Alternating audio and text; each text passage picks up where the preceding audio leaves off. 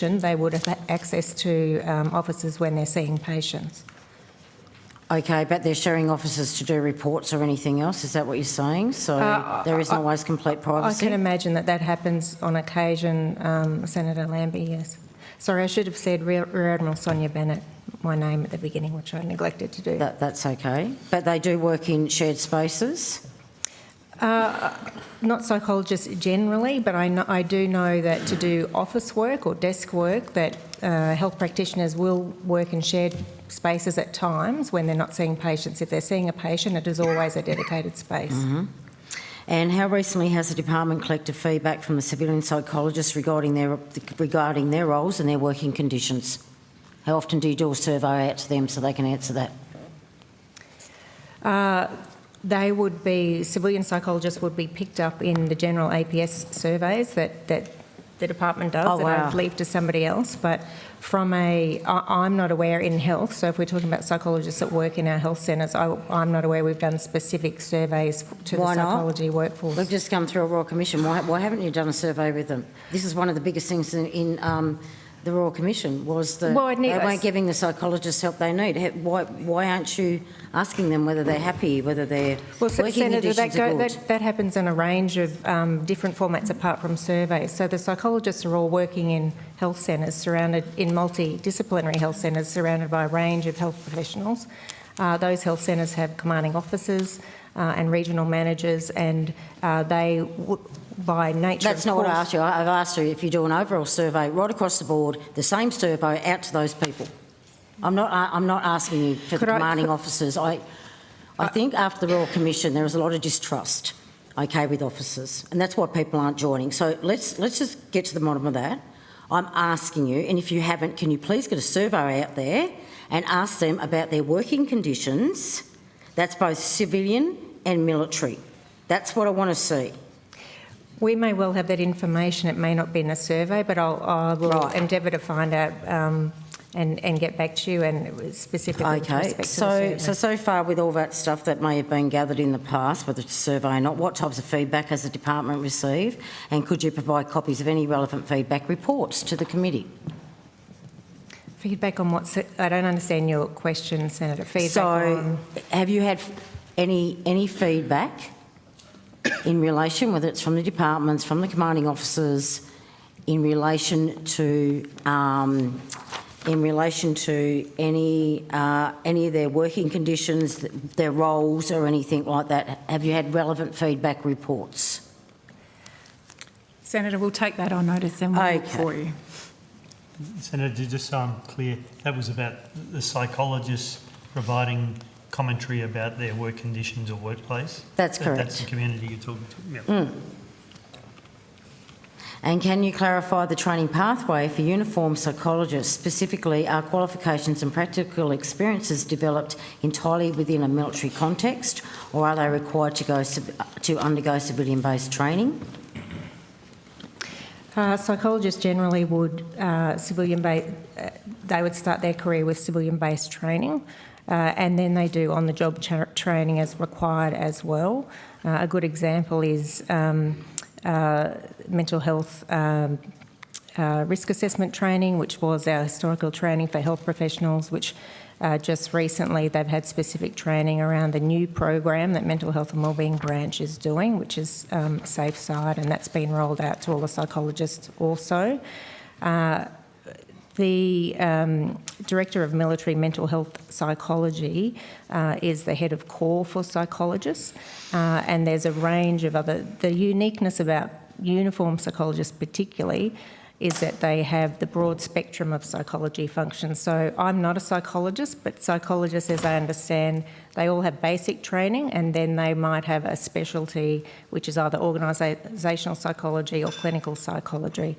The military psychologists tend to have that broad scope of practice, and like any other health professional, they're required to be credentialed and registered, and part of being registered nationally is to be credentialed and do ongoing professional development training, and they would do that in the course of their duties. Okay, so what partnerships or programs does the military have that facilitate external experience for these psychologists?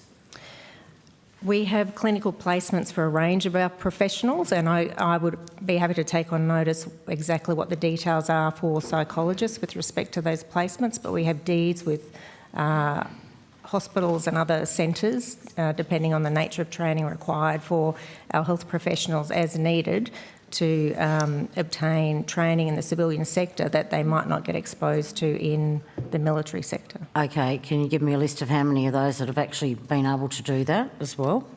A number? Psychologists or general health professionals? The psychologists. I can take that on notice as well, Senator. Okay. This will be defence abuse now. What actions has the government taken to address the high rates of general and sexual harassment faced by female cadets as shown in the 2023 Workplace Behaviour Survey? Senator, is that cadets or is that, did you say, sorry, I couldn't... Female cadets, as shown in the 2023 Workplace Behaviour Survey. What's been done about that? For the Australian Defence Academy? Yeah. Senator, we have undertaken a number of training courses in relation to unacceptable behaviour at ADFA. In particular, cadets are briefed and undertake training in relation to the behaviours that are required of them in the Australian Defence Force. That's all cadets. That's provided in the first 6 weeks at ADFA. They are then talked through in relation to safety, emergency drills that are required. They are also given briefs on bystander behaviour in terms of when they see something that might be wrong, actions that they are to undertake to address that. They undertake mandatory awareness training in relation to suicide awareness training. They also have now in place residential support officers in the accommodation with the first years, where first years can go to. The staff has been increased across ADFA to make sure that there is a senior NCO and an officer available for the first year cadets in particular.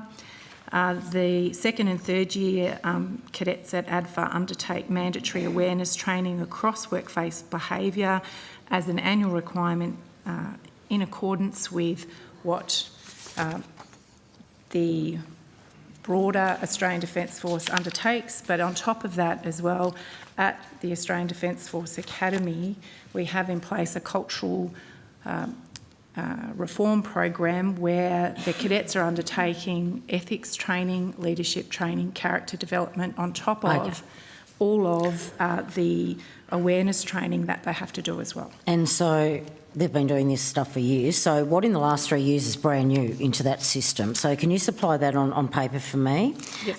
Following the Royal Commission's recommendations, what steps has the government taken to make sure the Defence keep accurate records of all members convicted of sexual assaults? I will defer to my colleague in relation to record keeping. Senator? People will be very succinct with their answers. That'd be great. I can, Senator, indicate that where there has been sexual assault, our preference, and we ask through a trauma-informed process the victim's wishes, if they to have that dealt with through the civilian police system so that it can be tried in civilian court.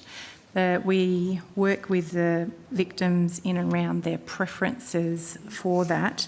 We are working with the Attorney General's Department to make sure that where people who are tried within the Australian Defence Force in the military justice system have a conviction that is a criminal record equivalent in the equivalent state of the civilian system, that record will be recorded in a civilian system within the Attorney General's Department.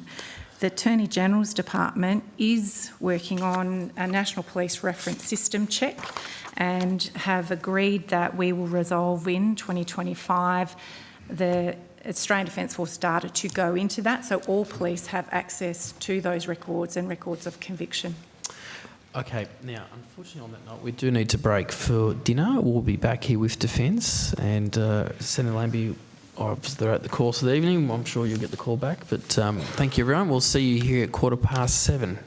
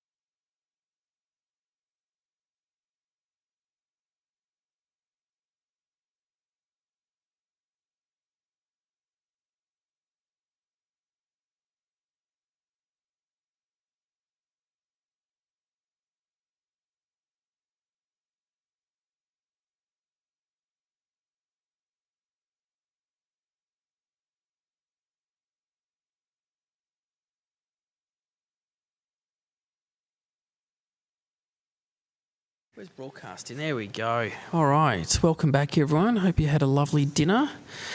Now, I'm going to hand the call over to Senator Green, who has a couple of questions. Thank you, Chair. My questions are for Mr. Jeffrey. Thank you.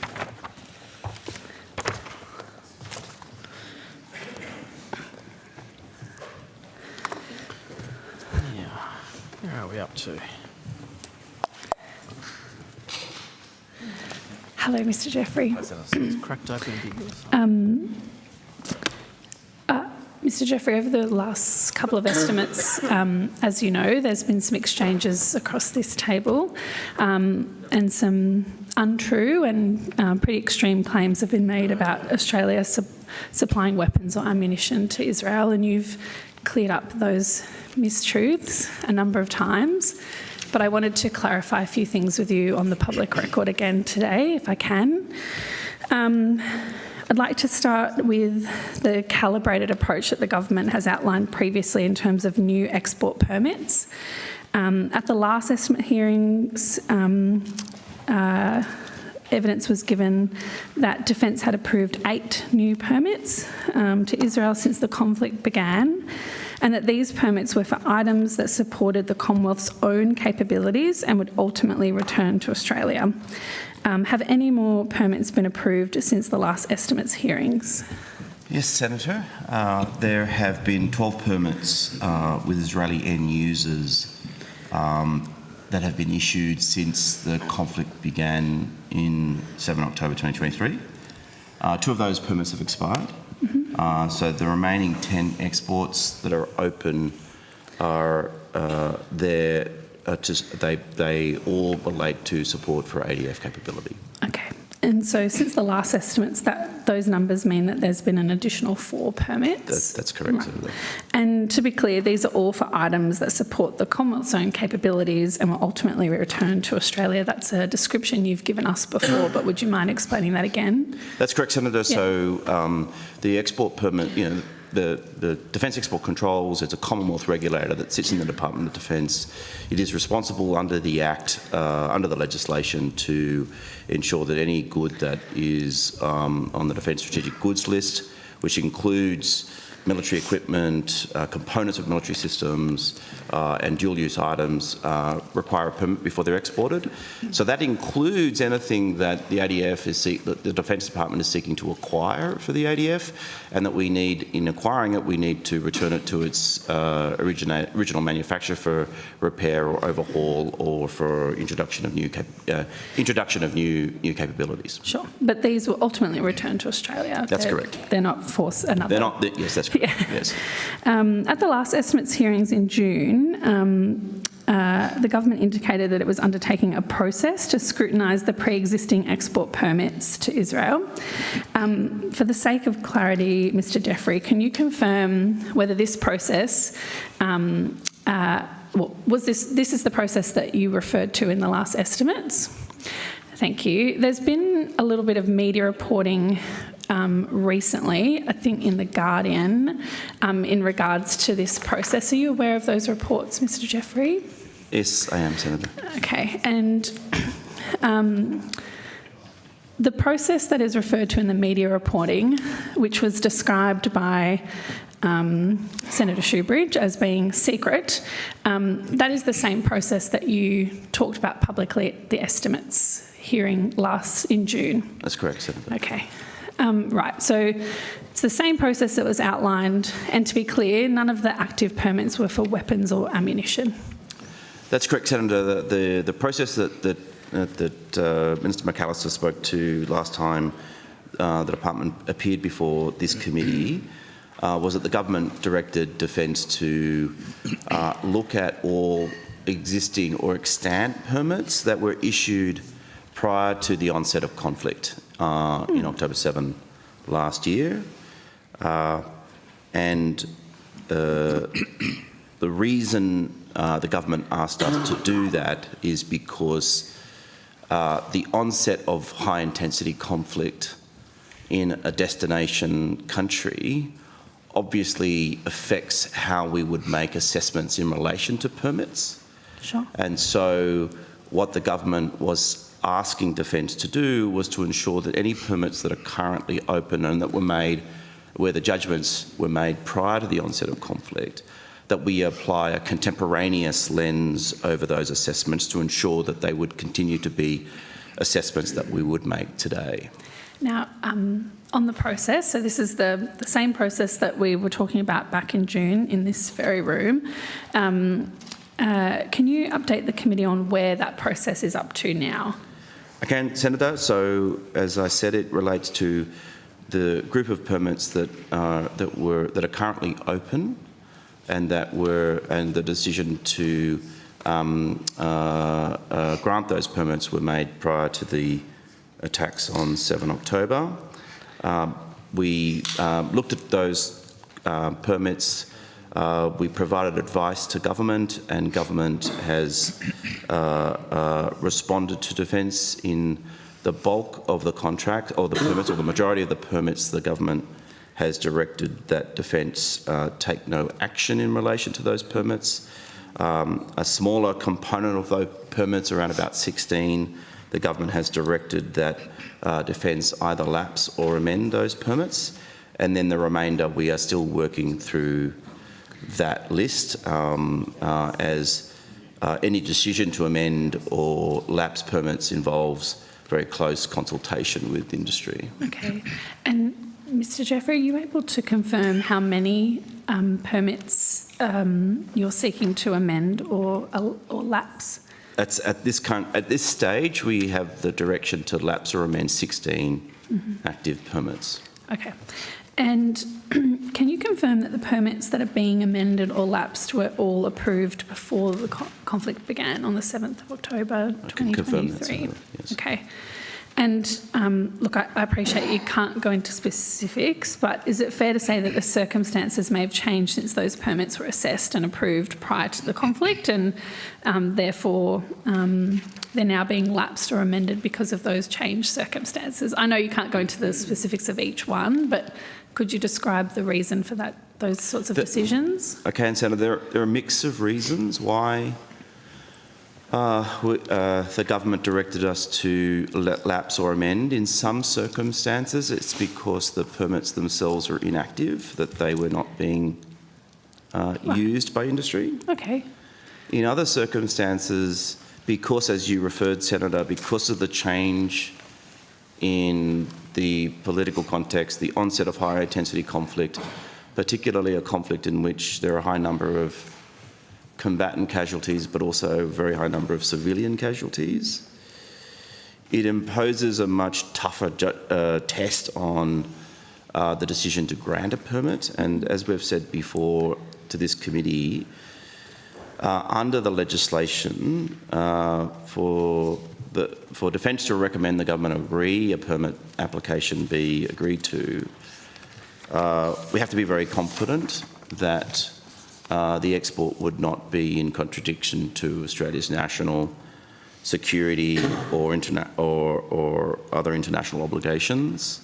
And so when there is a conflict, it's more difficult to make those assessments. So in some circumstances in relation to these permits, we're lapsing or amending them to remove Israel as an end user because we just can't be confident in relation to some of those permit applications. Okay. And when does Defence expect this process to be complete? We haven't put a time... Oh, and sorry, I should say, not amending and lapsing, but just scrutinising the permits themselves. We're in the process at the moment. We expect the process to be done relatively soon, but I'll ask my colleague David Nockels, who runs it day to day. He will be able to give you a more precise answer. Thanks, Mr. Jeffrey. David Nockels, First Assistant Secretary, Defence Trade Regulation and Industrial Collaboration. As Mr. Jeffrey said, we're in the process. He indicated that there are 16 permits that we'll need to lapse or amend, and a smaller number remaining. So we will probably take another month, perhaps two, just to ensure that we're engaging appropriately with industry players. Okay. And can I just ask about the public reporting of export permit data? Moving away from that process, Mr. Jeffrey, can you outline the way Defence publishes its export permit data? So we do report export permit data or data in relation to the export control process. The Deputy Prime Minister asked Defence since the last estimates hearing to look at how we could provide more data on the process. As you indicated, Senator, the you know, we're obviously conscious of a high level of community interest in how this process works, and the legitimate desire to be confident that Australia is applying a process consistent with its domestic and international legal obligations. And so we're seeking to address that by applying a greater level, as much transparency as we can to the process. But also, I think it helps address some of the misconceptions or misinformation in relation to the export control process. Right. So the government's taken steps to improve the public reporting arrangements with respect to this export data, and that's so that, well, for two reasons, because there's public interest, but to overcome some of those, I think you called them misconceptions, I'd call them mistruths out there. Yeah, that's the two reasons, Senator. Okay. I think Just one last question, Chair, if I may. I just want to ask about the Defence Trade Controls Amendment Act 2024. Can you outline to the committee how this legislation amends the Australia's export control regime? I understand the legislation introduces new offences which extend Australia's existing export control framework. What are those changes and how will they be implemented? It's probably a very long answer, but if you can abbreviate just answer it for very us. quickly, and my colleague David Nockels can also address this in more detail should the committee wish. But essentially, the amendments to the Act were necessary to build what the government has described as a licence-free environment for defence trade between the three countries, the United States, the UK and Australia. That's a profound and seminal reform that the three countries are implementing through their respective export control systems to ensure that we can actually genuinely take advantage of the economies of scale and the capability benefits we can bring to bear by combining our strengths more effectively. That depends crucially on our ability to integrate our defence industrial bases and since all of our free trade agreements have carved out defence industry sectors, the process of defence industry liberalisation among three trusted partners was a big part of the amendments that the government brought forward under the legislation. The other two issues was, if we're going to liberalise defence trade between the three countries, we need to ensure that the back end is rock solid, so that we can ensure that technology that relates to defence capability doesn't inadvertently proliferate. And so what the amendments to the Act, what they did is that they strengthened Australia's export control regime in important ways, in relation to two key areas, and I'll just ask Mr Nockels to explain them briefly to you, because they're important for the committee's understanding. Thanks, Mr Jeffrey. So the amendments to the Act, to the Defence Trade Control Act, there were four key aspects of what that amendment was about. First was the licence-free environment between the three countries that Mr Jeffrey's just referred to. And then there were three new offences, 10A, 10B and 10C. So looking at 10A, essentially that was what is referred to in the export environment as defence export environment as deemed exports. So there's an offence there if you don't seek a permit. The second, 10B, was about deemed re-exports. Similarly, if a permit wasn't sought in relation to that, that would be an offence. And then 10C, which was around the provision of services. So those were the three key changes, as Mr Jeffrey said, around strengthening the Act and also giving Australia, in essence, some extraterritoriality in the way that the Act operates, particularly as it relates to 10B. A lot of work has been done around that, particularly in terms of engaging with stakeholders, so co-design around what the regulations would look like, as well as the legislation itself. We ran numerous working groups multiple times throughout the year to help shape what the legislation, the regulations would look like, as well as a significant amount of work around education, outreach and shaping some of that education material. So those working groups were absolutely crucial in shaping that. So a significant amount of effort has gone into that. And then ultimately, what does this give us? 70% of ITAR-related products from the US to Australia are now licence-free, and about 80% of exports from the US to Australia under the export admin regs, so dual use, are also licence-free. So it really opens up, as Mr Jeffrey said, that trade liberalisation around defence exports between the three countries, and that's some 900 odd permits from Australia to the US and the UK that won't be required going forward, and approximately about $5 billion per annum worth of trade from those licences not being required. Okay. Thank you very much, Mr Nockels. Thank you, Chair. Thanks a lot, Senator Green. Now, Senator Birmingham. Thank you very much, Chair. Secretary and team, are you able to give an aggregate funding allocation for AUKUS across the defence budget? Senator, I might take a stab at this. It's always dangerous for a budget to question, Mr Jeffrey. Mr. Jeffrey. Strategic stab from you, though. The CFO will come up, but and I'm specifically responsible for Pillar 2, and the government has funded the operation of defence of AUKUS Pillar 2 through a specific line item in the Integrated Investment Program. But all of the major projects that are taking place under Pillar 2 are occurring through programs of record in the IIP. And so, you know, to get to a total budget figure for Pillar 2, you would need to engage all of those different line items and collate them together. And the challenge with that, of course, is that they are it's ongoing expenditure. It's those line items that are funding a lot of the working groups that exist under Pillar 2 that are taking forward specific capability projects, whether they be experimentation, the construction and of prototypes and their deployments under testing and all of that. So the short answer is I can't give you a precise number, but on notice we could look at giving you indicative spends on particular items. And Mr Jeffrey, just perhaps if Mr Moore can tell us what the precise line item for Pillar 2 under the IIP is, but then also for context, I'm imagining that precise line item from what you've said would actually be significantly less than the aggregate of all of the actual projects. That's correct, Senator, yes. Because those projects cover a range of things, for example, maritime autonomy, and there will be a slice of it going to maritime autonomy activities under Pillar 2, for example. Yep.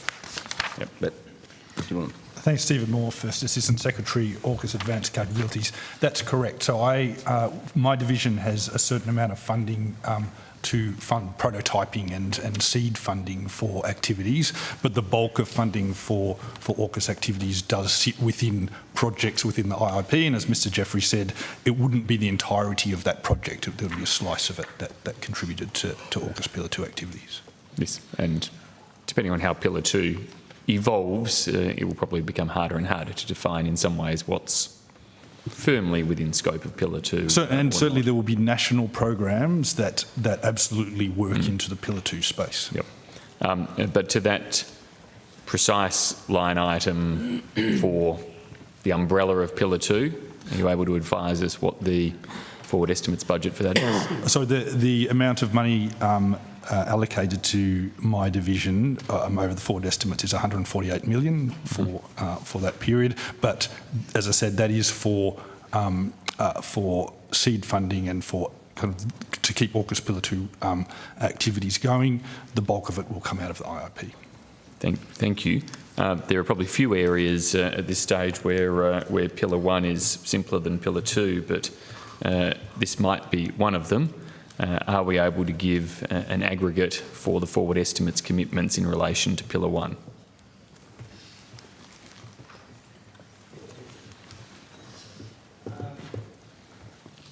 Senator Stephen Groves, I think that most of that would be within the ASA's remit.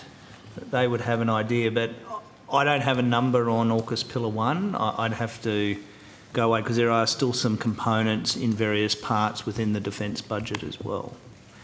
So no, I don't have a number with me. Okay. If you could, please, Mr. Groves, and I mean, by rights, the entire. Oh, sorry, no, that's not. Yes.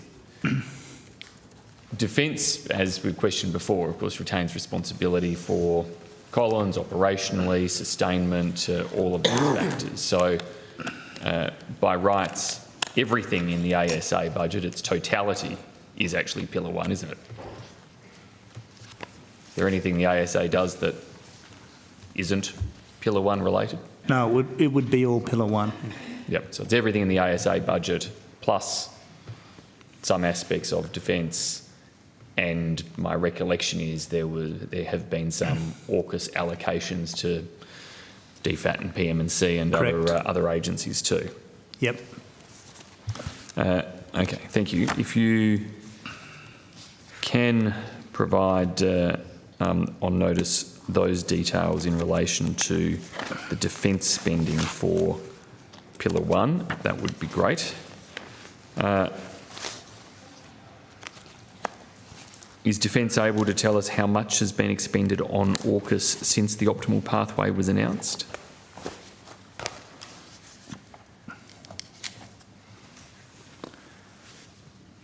I think that would be a question best directed to the ASA, Senator. Yep.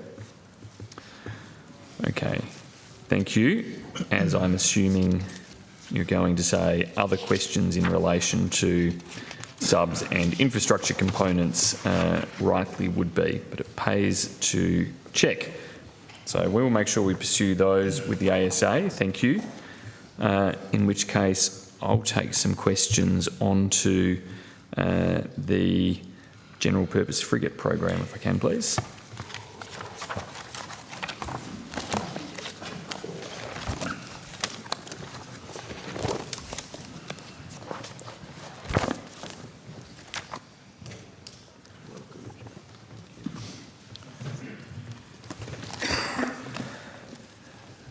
Thank you. Does the current 10-year budget for the General Purpose Frigate Program remain in the $7 to $10 billion estimate range? Cheryl Lutz, First Assistant Secretary, Major Service Combatants and Combat Systems. Yes, it does. Thank you. And that's inclusive of an estimated $1.5 billion for sustainment? Yes, that's correct. Okay. How does that break down into the forward estimates, Ms Lutz? Well, there's an overall budget at the moment. I mean, I don't have the allocation for the forward estimates here with me. Does somebody have an allocation for the forward estimates?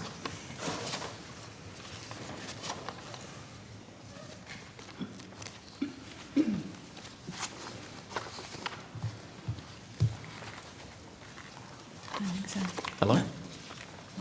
Senator Vice Admiral Mark Hammond, Chief of Navy.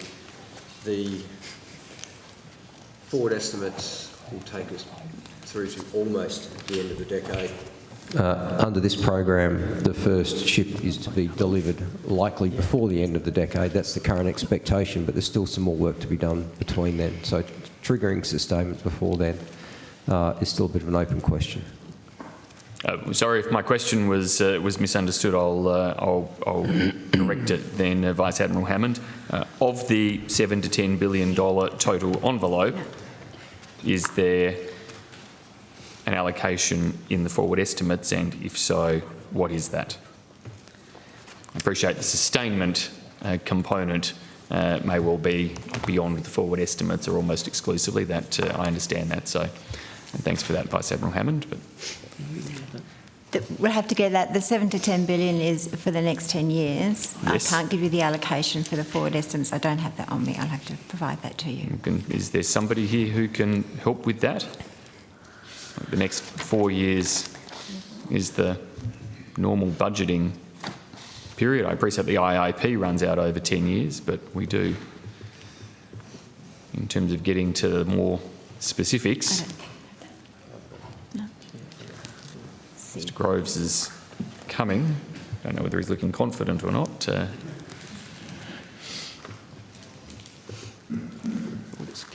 Proceeding. Developing almost a sports commentator tone at this point in the year. It's a long few days, but we're not done yet. Disappoint you, Senator. I don't have the number either, but most of it's unapproved at the moment because we haven't gone through the approval processes. We'd have to see whether we've got the unapproved provisions, but I don't have them on me at this point. Okay. Can I get the approved, unapproved allocation out of the IIP, please? I assume some aspect of it is approved. It's a very small amount that's approved at the moment, and I think it was only, I don't know, Ms Lutz might help me, but I think it was only around 10 to 20 million was approved as we were going through the tender Approach to process. market process, yep. Yeah. There is a subsequent approval going to government soon. But once again, that's to continue that work for a while. The rest will be unapproved. I don't know what it is over the forward estimates. I don't have it with me. Okay. Is there a total cost for the Frigate program yet? I think I'll ask officials to respond. I think there are some cautions around providing detailed breakdowns of elements of the cost profile, because we obviously don't want to compromise the Commonwealth's negotiating position or commercial position, but I'll ask Ms Lutz to provide any information she does have. So at present, we're only at first pass. So we've obviously gone out for an initial tender and we've done the evaluation, and the decision is there with government. So there is no funding at the moment, so we haven't even been to the first pass. No approved funding for the production of the ships. Okay. Thanks, Ms Lutz. I thought the Minister and you might give the response the Minister did. So to confirm then, in terms of the status, the approach to market for which 5 manufacturers were invited to undertake that or participate in that on the 24th of May. Yep. Have those proposals been received? Yes, they all responded. All 5 have provided? All 5 responded to, yep, and went through, yes. Okay, thank you. What is the anticipated timeline for moving to that next stage and making a down select? As I said, Senator, the decision is with government for first pass. The decision for first pass is with government? Yes. Okay, so the department has concluded its analysis? We have concluded our analysis and our evaluation, yes. Okay, thank you. When was the deadline for the receipt of the 5 proposals? There were 2 deadlines. The first deadline was 4 weeks after the 24th of May, and the second was 7 weeks after the 24th of May, which I think was the 12th of July. 12th of July. I think, seems appropriate if I've for got today. my dates right. Okay, thank you. And when did the department conclude its analysis and provide its recommendations to government for decision? That has just recently gone to government for decision. Is recently days ago, weeks ago, last month, the month before? A few days ago. A few days ago, okay. Thank you.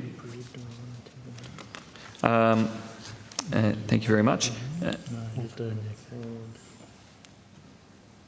Did the department make any variations during the approach to market to the objectives or other terms or specifications for the participants? Sorry, what do you mean by alteration or variations, Senator? Well, the 5 companies were obviously providing a proposal. Yes. against a set of objectives. I think you gave us the objectives. Yep. In the last estimate: speed to capability, sustainment to transfer the design and build to Australia, sustainability and maintainability in Australia through life, compliance with risk management measures and controls in accordance with the standards that we have in our regulatory requirements, and level of interoperability with Australian and allied warfighting weapons, sensors and systems. So let's just start with the, at least, objectives there. Was there any variation to the objectives undertaken during the approach to market? No. Okay. In terms of the evaluation criteria or other detail that was provided to the participants, were there any variations to that during the approach to market period? No changes to evaluation criteria or objectives or any of the requirements. Okay, thank you. So they all remained identical in terms of providing up to 11 frigates, with 3 to be built offshore, and the residual 8 to be built in Australia. Okay, thank you.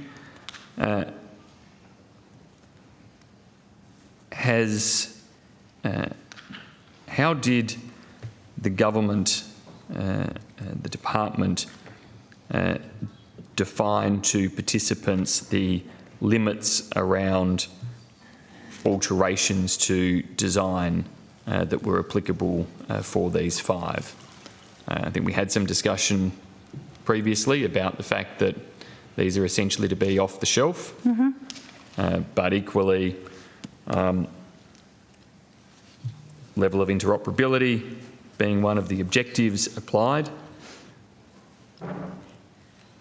In terms of what was provided to the participants, how was that off the shelf defined, and what range were participants able to provide in terms of where they might be willing to vary to meet higher levels of interoperability, for example? The participants were able to offer an alternative proposal if, along with the exemplar, so no change. Okay. If there were obsolescence issues or they considered modifications to the exemplar platform had to demonstrate a high level of maturity. So there might be production lines that had been ongoing for several years and hence had obsolescence equipment, so they had to update the equipment, so they were able to offer that. As an alternative, they had to still offer the exemplar. If they did not offer the exemplar, which is the no change, they were not put through. Okay, thank you. So has the department or government come to a decision about whether CEA radar technology would be incorporated into the frigates? We did not specify any changes that were required to be made to these frigates, to the exemplars. Right. And it would have been up to each of the 5 companies as to whether they potentially proposed that as one of their alternative variations. Yes. Okay. Thank you. Has the government made a decision as to whether it is down selecting one tenderer or more than one tenderer? The government will announce its view on the next part of the process when it chooses to do so. Yes, I wasn't trying to preempt who it was going to be. I understand that decision is pending, but was trying to understand perhaps what that next stage may be, whether it is a further competitive stage or whether it is moving to a different pathway with just one tenderer. That decision hasn't been made yet?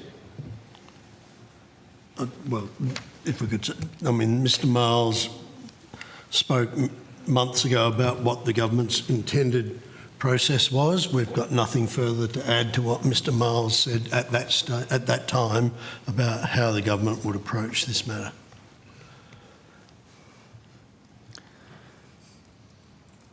Okay, thank you. Mr. Miles has said that, Minister Miles has said that the general purpose frigates plan is fully funded.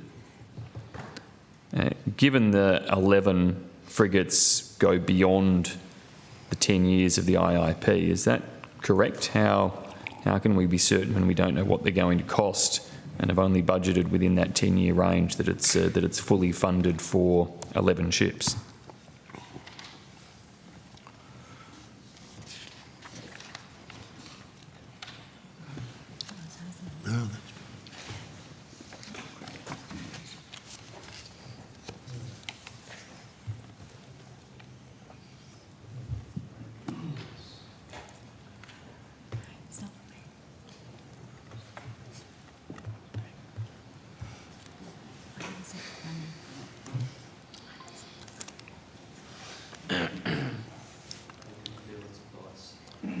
Senator, I don't think we are sure. There is a provision. When nobody else steps forward, CDF that's right. does. There is a provision over Truly. the decade.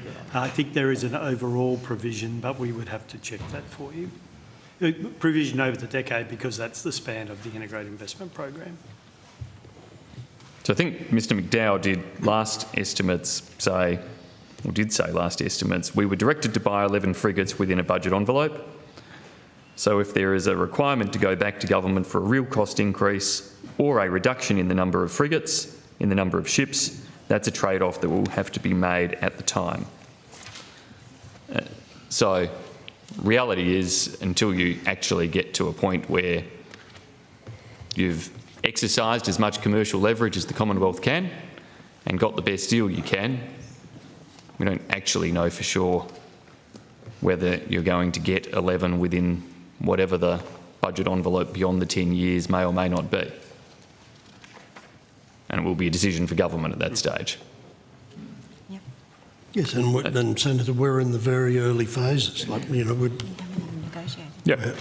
Of which I'm not critical of defence. That is a reality, but it's a reality that the DPM should be mindful of when he goes around saying that the plan is fully funded for 11 ships, when indeed it could be a very different scenario still. Can I ask for the status of the strategic shipbuilding agreement, please, and where negotiations have progressed on that since November? Senator, before you go into that, can I just let you know that the approved budget for this one so far is $40 million for general purpose frigate. $40 million for this financial year? Yeah. Okay. For the frigates program? Mm-hmm. If we've got this financial year, do we have the forward estimates too? No. Right. I'm just approved budget. Oh, so is there, so far as approved budget goes, it is only approved so far for this financial year? Right, so there is nothing in the approved budget for the forward estimates. It all sits in the unapproved element of the IIP. Yes. Yes. Right, thank you, Ms Lutz. Okay. Which, as we've said, we're not inclined to discuss in great detail for all the reasons that you've already acknowledged. Well, it's also just in that lump sum of 7 to 10 billion. Sorry, the question about the strategic shipbuilding agreement. Yeah, we continue to negotiate. We have had a... Don't run away, Ms Lutz. Sorry, Jim McDowell, Deputy Secretary. Sorry, Mr McDowell. Can you not hear? Jim McDowell, Deputy Secretary, Naval Shipbuilding and Sustainment. We have proposals, have a number of proposals, culminating in a final proposal from the strategic shipbuilding partner, Austal, which we are evaluating at the moment, which links the strategic shipbuilding agreement to the pilot project, being the landing craft medium for watercraft for the Army. So we're in what I would say is probably the final stages of negotiation of those two documents. Okay.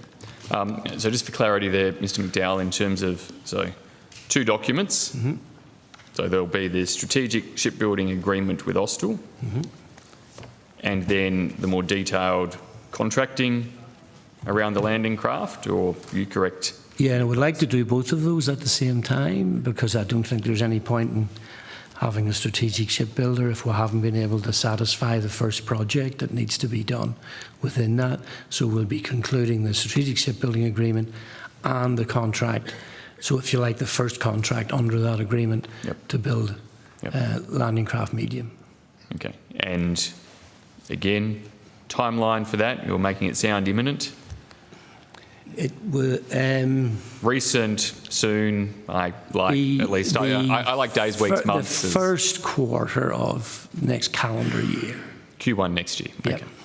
Thank you. And can you just outline to us what the binding nature or obligations on the Commonwealth will be from the Strategic Shipbuilding Agreement? I'll maybe ask Fran Rush, who's more detail on the detail of that agreement. Well, she comes to the table, Ms. Lutz, just having made you stay just for fun. Not really. Just one question I didn't ask before on the frigates.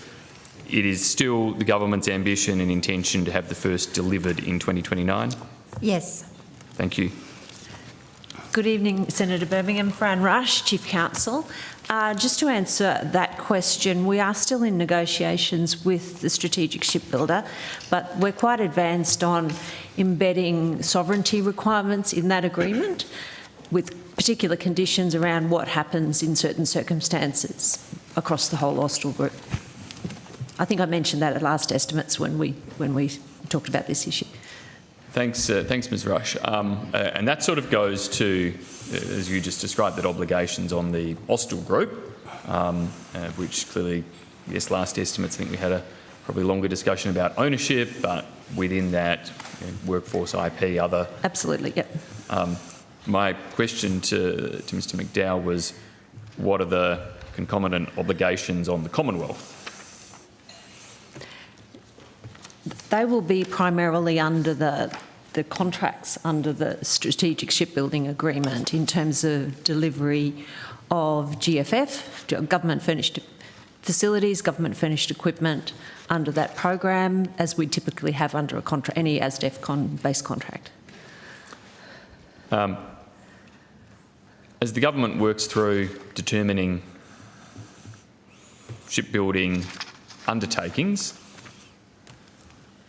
what rights will Austal, as the partner in the Strategic Shipbuilding Agreement, have? What expectations do they have of the Commonwealth in that regard?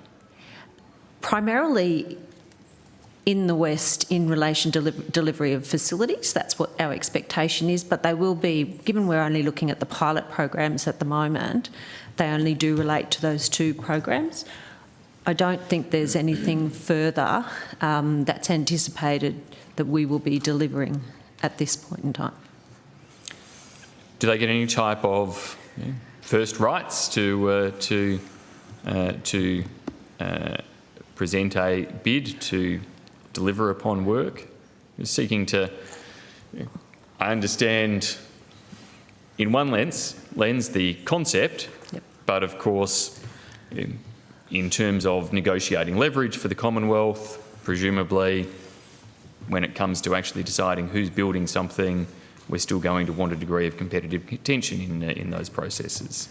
Definitely, and there will be assurances around cost. Obviously, value for money assessments will be undertaken in the usual way we undertake for all of the programs we do. But I don't think that there is any intention at this point in time, subject to government decision, for any other projects to be competitively bid unless any of my colleagues want to offer anything else. No, so I think the expectation, Senator Birmingham, would be that we will assess their Austal's progress and performance on landing craft medium, and then most likely landing craft heavy. In the event that we believe that sufficient capacity has been developed by Austal from their current position to where that we wish them to get to, they would then be the natural partner for the winner of the general purpose frigate competition for those vessels to be built in the West. And in that process, in the approach to market to date, in terms of the obligation for the remaining 8 to be built in Australia, have the market participants had to plan their offer and their bid on the basis that they will be working with another company to be determined by the Commonwealth, or are those aspects still to be negotiated in the next stage? It's clear to the companies that they will have to work with our strategic shipbuilding partner, who is likely to be Austal at this point, but we have not asked them to do any very detailed planning with regard to that. But in the next phase, that is certainly something we will be asking them to do to the level which they can in the time available. Okay. No, I think that's okay, Chair. I'll come back. But okay. Senator Reynolds will take my last question. I need to move the call around. Senator Shoebridge. Raph, can Linda just take my last question on that? One question. One? Complete that one. Just one. On this. And then Senator Shoebridge. Good evening, everybody. Could I just follow on from that question in terms of the answer with the strategic agreement with Austal? You mentioned facilities. Now, in terms of the government's recent announcement on the Henderson Defence Precinct, and we'll go into that in more detail a bit later, but is there a linkage between that and this agreement with Austal? Or are you doing those as two completely separate? Because obviously it's related. One is an element of the other. The consolidation of Henderson was originally conceived as a surface fleet consolidation, both industrially and in infrastructure sense. It's only in the last iteration that it has become a much larger exercise with the ASA elements being, with the nuclear boats being included. So certainly we would expect in the Henderson consolidation to come to an arrangement with regard to the facilities that will be used to build general purpose frigate particularly. Thank you. That's what I was wondering about, is with the transition in the 3 years when this plan's done, is working out how they will transition with no disruption to the projects underway. Yeah. Thank you. Yeah. Is there an ambition for the number of frigates within the decade? No. The exam question set was the delivery of the first vessel in 2029. Okay. We'll come back. Now, Senator Shoebridge, you now have the call. Sorry, was there a last vessel buy? If the budget in the IAP going over the next 10 years is for $7 to $10 billion for the general purpose frigate project, the first is being delivered in 2029. That's obviously not envisaging all of the 11 frigates, is it? No, I think that would be highly unlikely. So how many is that budgeting for of the 11? Well, we don't know until we get the detailed pricing from whoever is down selected. Well, how can you put a budget range if you don't know the number of frigates? Well, you do know the number of frigates, you do the total number of frigates, in the period in the next 10 years. But there is no set number to be delivered in that first period. But we do know that even the upper end of that range is not for the 11 frigates. It's for less than 11 frigates, but you don't know how many.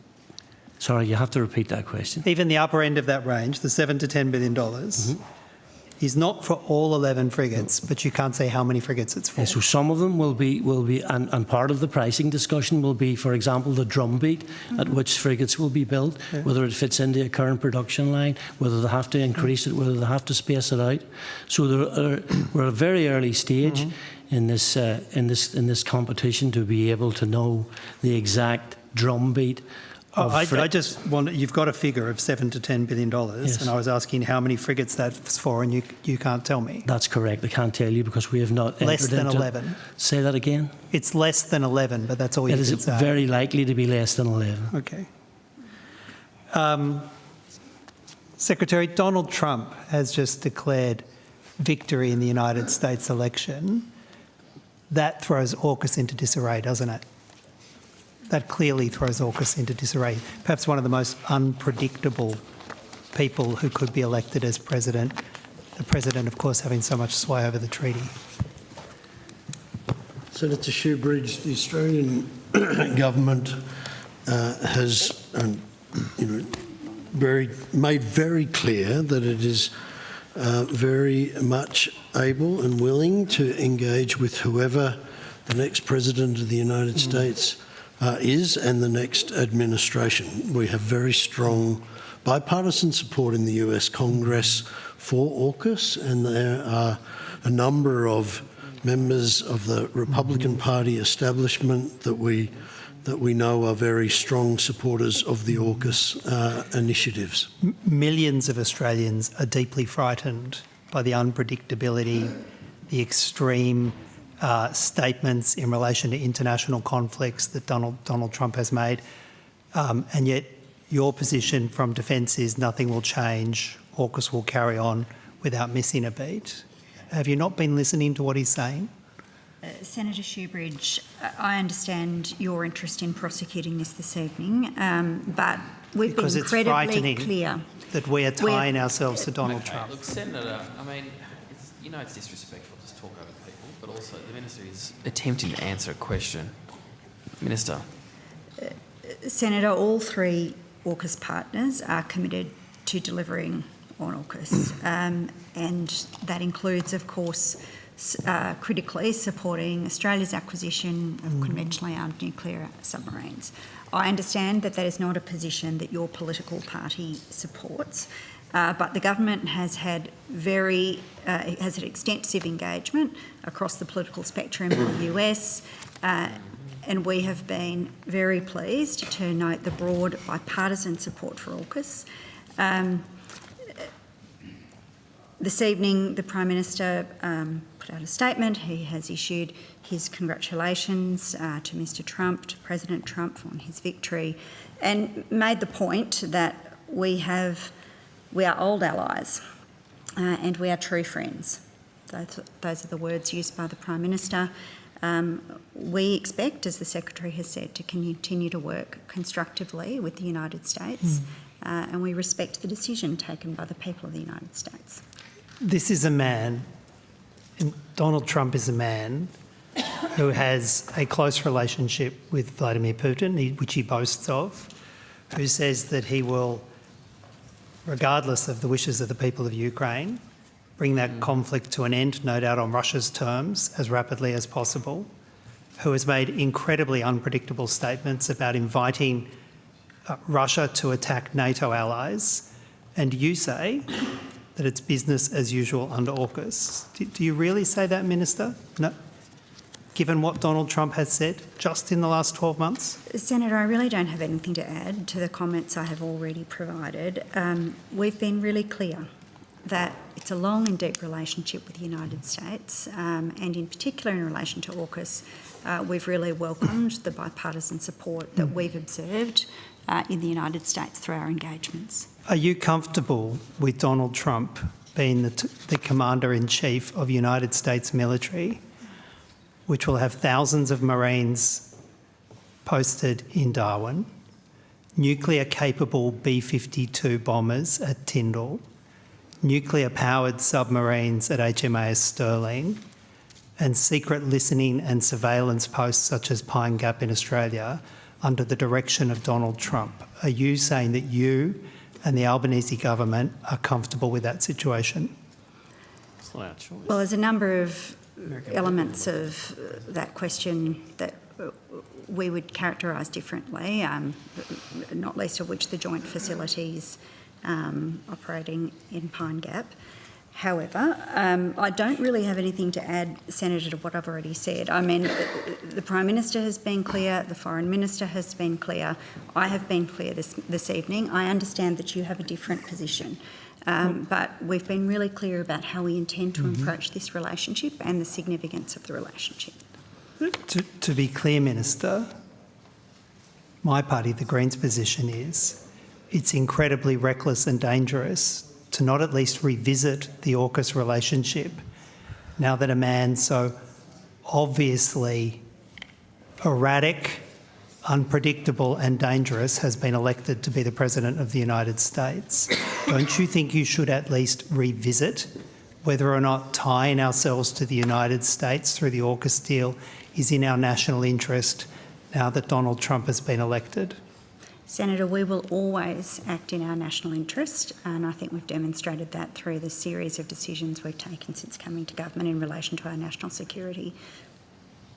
So you won't be revisiting whether it's in the national interests of Australia, to tie our military and our security so closely to a military where Donald Trump is the Commander-in-Chief. There will be no review in the national interest given this result. Senator, I have answered your questions. All right. Any other areas, Senator Shoebridge? I do, yes. Okay. Thanks. Just a few more minutes there. In previous estimates notes, this is about nuclear waste and nuclear waste disposal. I don't know who the right person is, Secretary, to deal with that.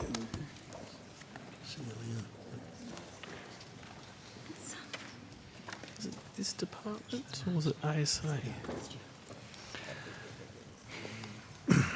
Senator, it's a little dependent on the nature of your question. Yeah. Many of these questions are best directed to ASA, but perhaps we can begin and officials can assist you if we're asking you to speak to the other agency. I think that the regulatory arrangement is entirely under defence according to the list you gave us. It just depends what the question is, Senator.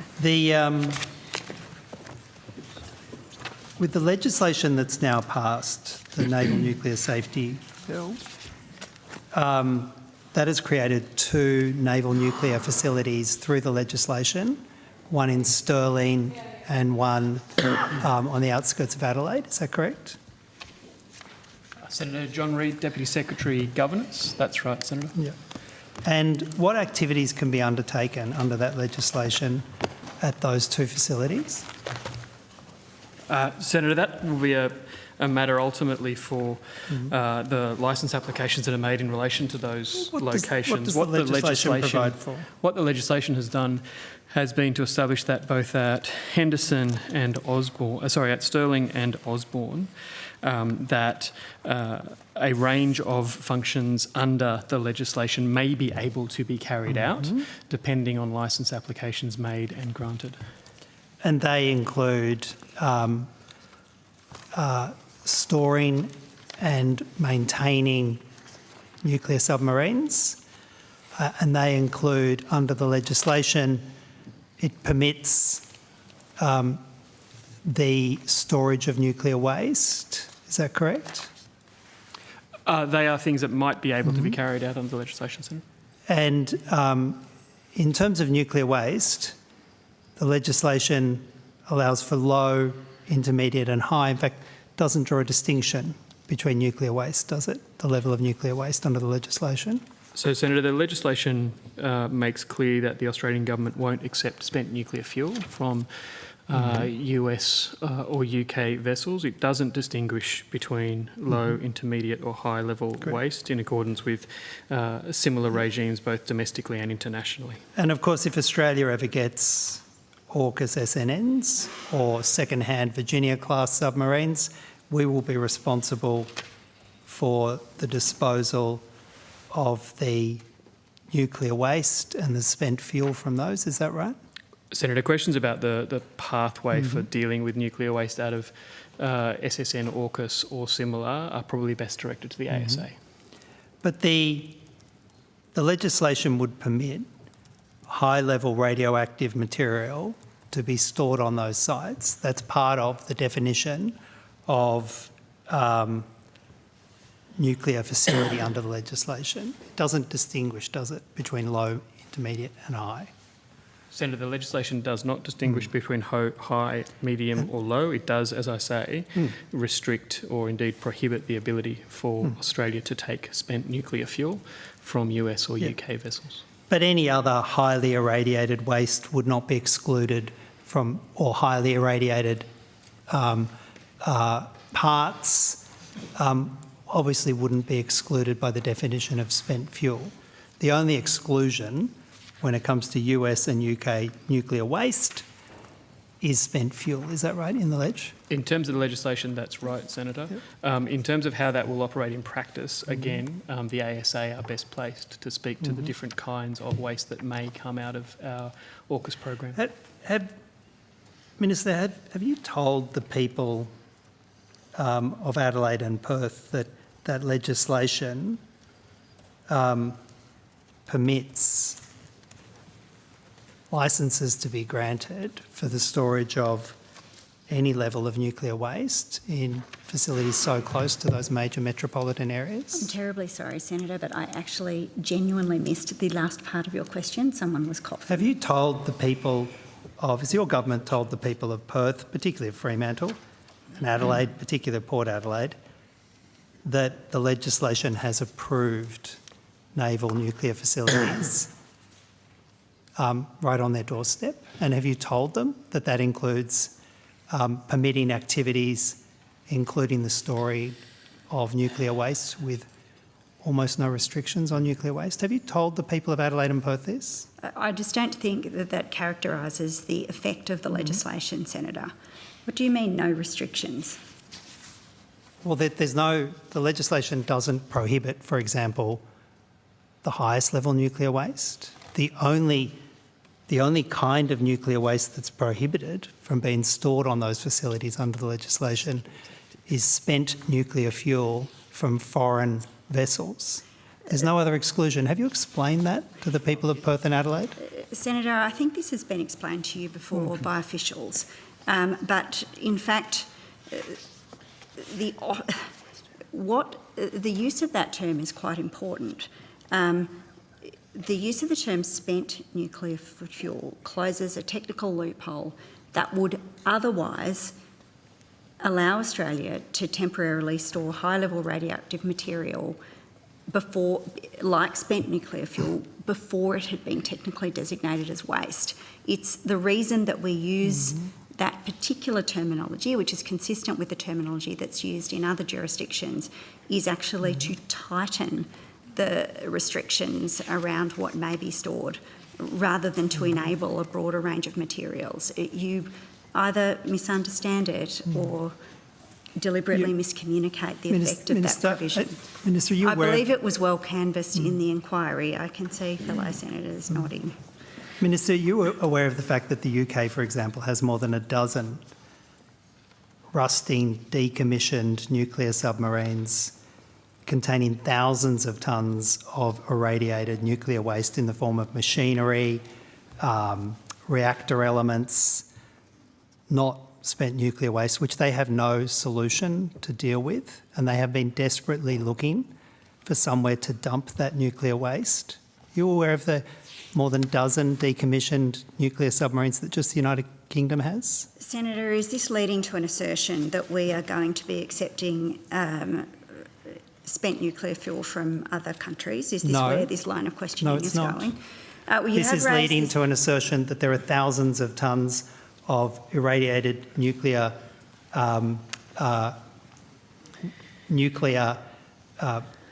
submarine parts and submarines, not including spent fuel, sitting, rusting in UK, for which they have no solution, and which, under your legislation that you've just passed, is not prohibited from being stored at waste facilities in Australia? Senator, this is simply an incorrect assertion about the effect of the regulatory arrangements in the Australian context. And it is also the case that these questions would be much better put to ASA. There are I am briefed on this, but it would be better if the officials from ASA, who have responsibility for describing the effect of the regulatory arrangements, were here to speak with you about it. Yeah. Just, Senator, I do need to move the call along. I don't know if Senator Lambie has any other questions. I do, actually. Thank you. You've had, I think, 15, 16 minutes, so I need to move the call along, but I will come back to you, Senator Lambie. Yep, I've got some...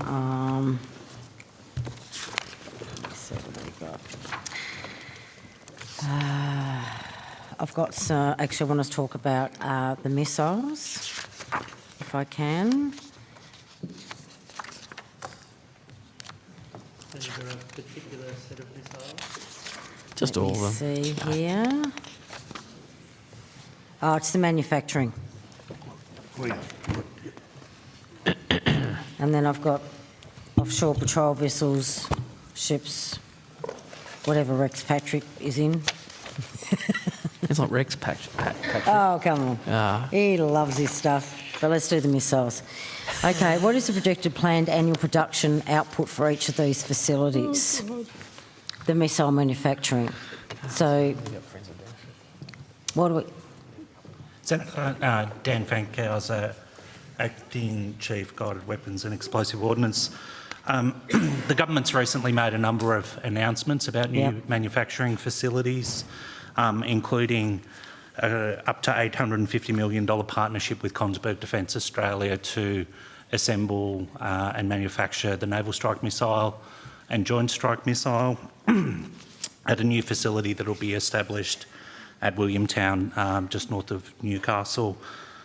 At full rate production, that facility is forecast to have the capacity to manufacture around 100 missiles per annum. And we're looking at the options for not only that factory to support the supply of missiles to the Australian Defence Force, but potential export opportunities to international partners in the region as well. So what term has the government or defence committed to or agreed to enter into a contract for in how many years? Like how long does this go for? Is there a contract that says this is going to go for so many years, or there'll be a series of contracts. So at the moment we're finalising negotiations on the Kongsberg facility, which will cover the initial establishment of that facility, the development of the workforce, and the supply of missiles to Australia. It'll continue to evolve based on our ongoing needs, but also potential opportunities for export into the region as well. Okay, so when will the facility upgrade or construction contracts and the manufacturing be contracted? We're just in the process of finalising those at the moment. We're hoping to do so before the end of this calendar year. And what do the ownership arrangements for each of these facilities look like? So the facility, if I go through them one by one, the facility at Newcastle will be developed by Newcastle Airport Proprietary Limited and then leased to Kongsberg. The facility that we talked about just recently to forge 155 ammunition rounds with a preferred tenderer selected as Thales Australia, that facility is proposed to be built at the government-owned factory at Benalla in Victoria. We're also, as part of the government's GWEO plan that was released last week, it indicated plans to establish a permanent production facility for the Guided Multiple Launch Rocket System, or GMLRS as it's also known, with site selection still to be decided on in 2025, and we've got a short list of sites in New South Wales and Victoria that we're working through at the moment. So what are the Australian-owned, not foreign-owned businesses onshore that are involved in or have been selected to be involved in the Australian Guided Weapons and Explosive Ordnance enterprise?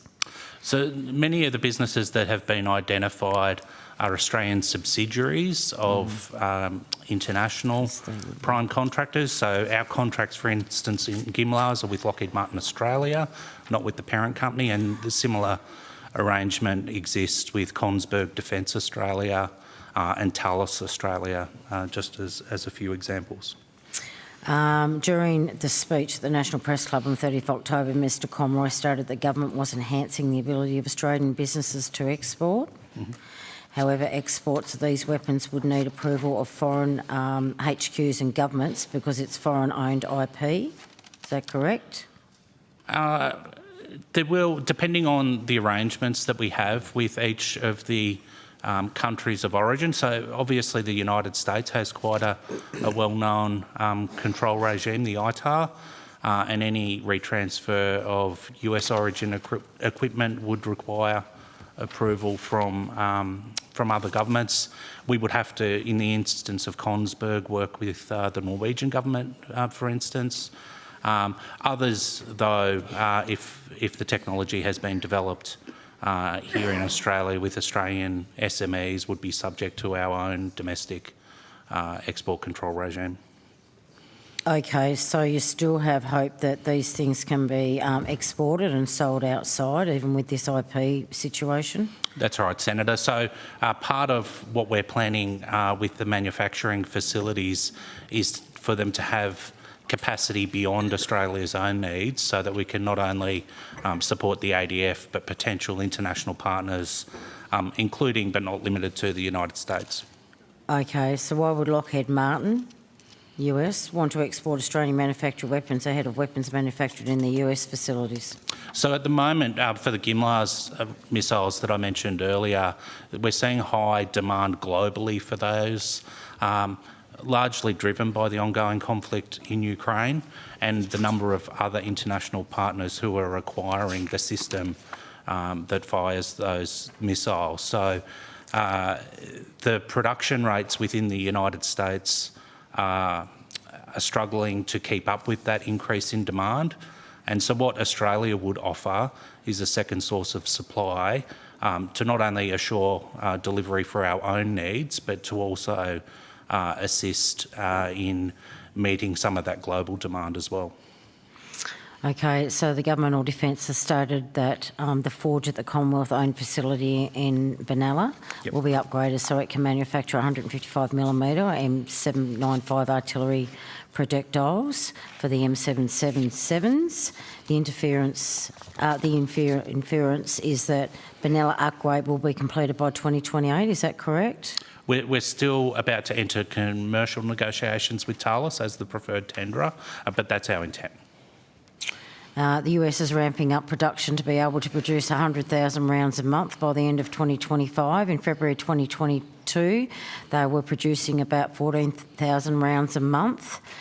They were at 28,000 rounds a month in October 2023. It has been estimated or reported that Ukraine has fired up to 8,000 rounds a day from their artillery, which does include the M777s. How does the upgrade to the Benalla Munitions facility announced on the 30th of October 2024 relate to the upgrades announced on the 6th of October 2023? Or these are still the same upgrades? Are we re-announcing this or...? No, the announcement last week was in relation to establishing a forging capability for their 155mm rounds, the variant, as you indicated, that's used by the US Army, the US Marine Corps and the Australian Army. We currently fill imported projectiles with Australian-made explosive material, which is manufactured at Mulwala, which is about an hour north of the Benalla facility. Okay, and what's your estimation that how long will the upgrade take to complete? The upgrade of the Benalla facility, subject to successful commercial negotiations, we're expecting will be completed by 2028. And what is the expected total cost or roundabout cost of the upgrade? That's still subject to negotiations. And will this be fully funded by the Commonwealth? It will, and it's worth also noting that the facility at Benalla, even though it's operated by Thales, is owned by the Commonwealth. Oh, okay. So we will own the forge and production capability once it's upgraded? We will own the facility and all associated plant machinery on the site. Okay. So Thales won't compensate the Commonwealth for the use of the facility? It's just that you're going to own it. What's the go there? Yeah, these are still to be worked out through the upcoming commercial negotiations. Just as a separate example, they also operate the explosives facility at Mulwala, and any excess capacity that can be sold on the commercial market there, the Commonwealth receives a royalty payment for. So there is benefit that flows back to the Commonwealth from any export or commercial sales. Okay, and how much will the upgraded facility utilise automation for the production and movement of munitions? So many modern production facilities, including some of those that you referenced earlier in the United States and elsewhere, do involve high levels of automation. This is to take individuals out of some of the more riskier elements of production, particularly with explosive material, and it also helps to drive efficiency and increase production rates. So we'll be looking to leverage that innovation and automation as well. So you're saying that that will produce 15,000 rounds per year from 2028? With the capacity to surge up to 100,000. Okay, well, I want to talk about the surge. When will the ability for the forge to surge to 100,000 rounds per year be completed? Potentially by 2028 if we exercise that option. Oh, okay. So you'll be able to do that. You'll be able to do that as soon as that's open. If you wanted more, you could actually go to that 100,000 rounds per year. And again, these will be addressed in more detail during the upcoming commercial negotiations. Okay. What's the current or projected peacetime annual expenditure of 155mm ammunition by the ADF annually? So it varies depending on whether we're doing major exercise activities, whether we've got other capabilities coming into service who will also be capable of firing these rounds. The 15,000 figure is based on Australia's general consumption rate, but as we're seeing at the moment, the worldwide demand is much higher than historic levels of domestic consumption, which are basically used for training and exercise purposes. Do you have an average? I think 15,000 is that that figure that provides an average use rate for Australia. Okay, so that's your projection rate of expenditure into the future, is it? Yeah, and that covers a range of different configurations. So you might have a high explosive round, you might have a training round and the likes, depending on the training serials and the exercises that are being undertaken. What impact did the six, how do you pronounce that word? Is it hoisters? Housters? Sorry. That's right. What? Howitzers? Howitzers? Yeah, that would be it, yeah. Australian sent to Ukraine have on the expenditure rate. Do you know? No, I'm not sure. Well, again, I think it would depend on the annual usage rate through the units that are equipped with the M777 howitzers. We're also getting the self-propelled howitzers that are in production at the moment that will be coming into service soon, which will obviously increase the demand and for our own domestic use. Okay, and it was claimed in the media release that the project is expected to support at least 550 jobs. Are they 550 jobs existing or new jobs, and are they all at Benalla? No, they're existing jobs. So we have about 300 at Mulwala and about 250 at Benalla.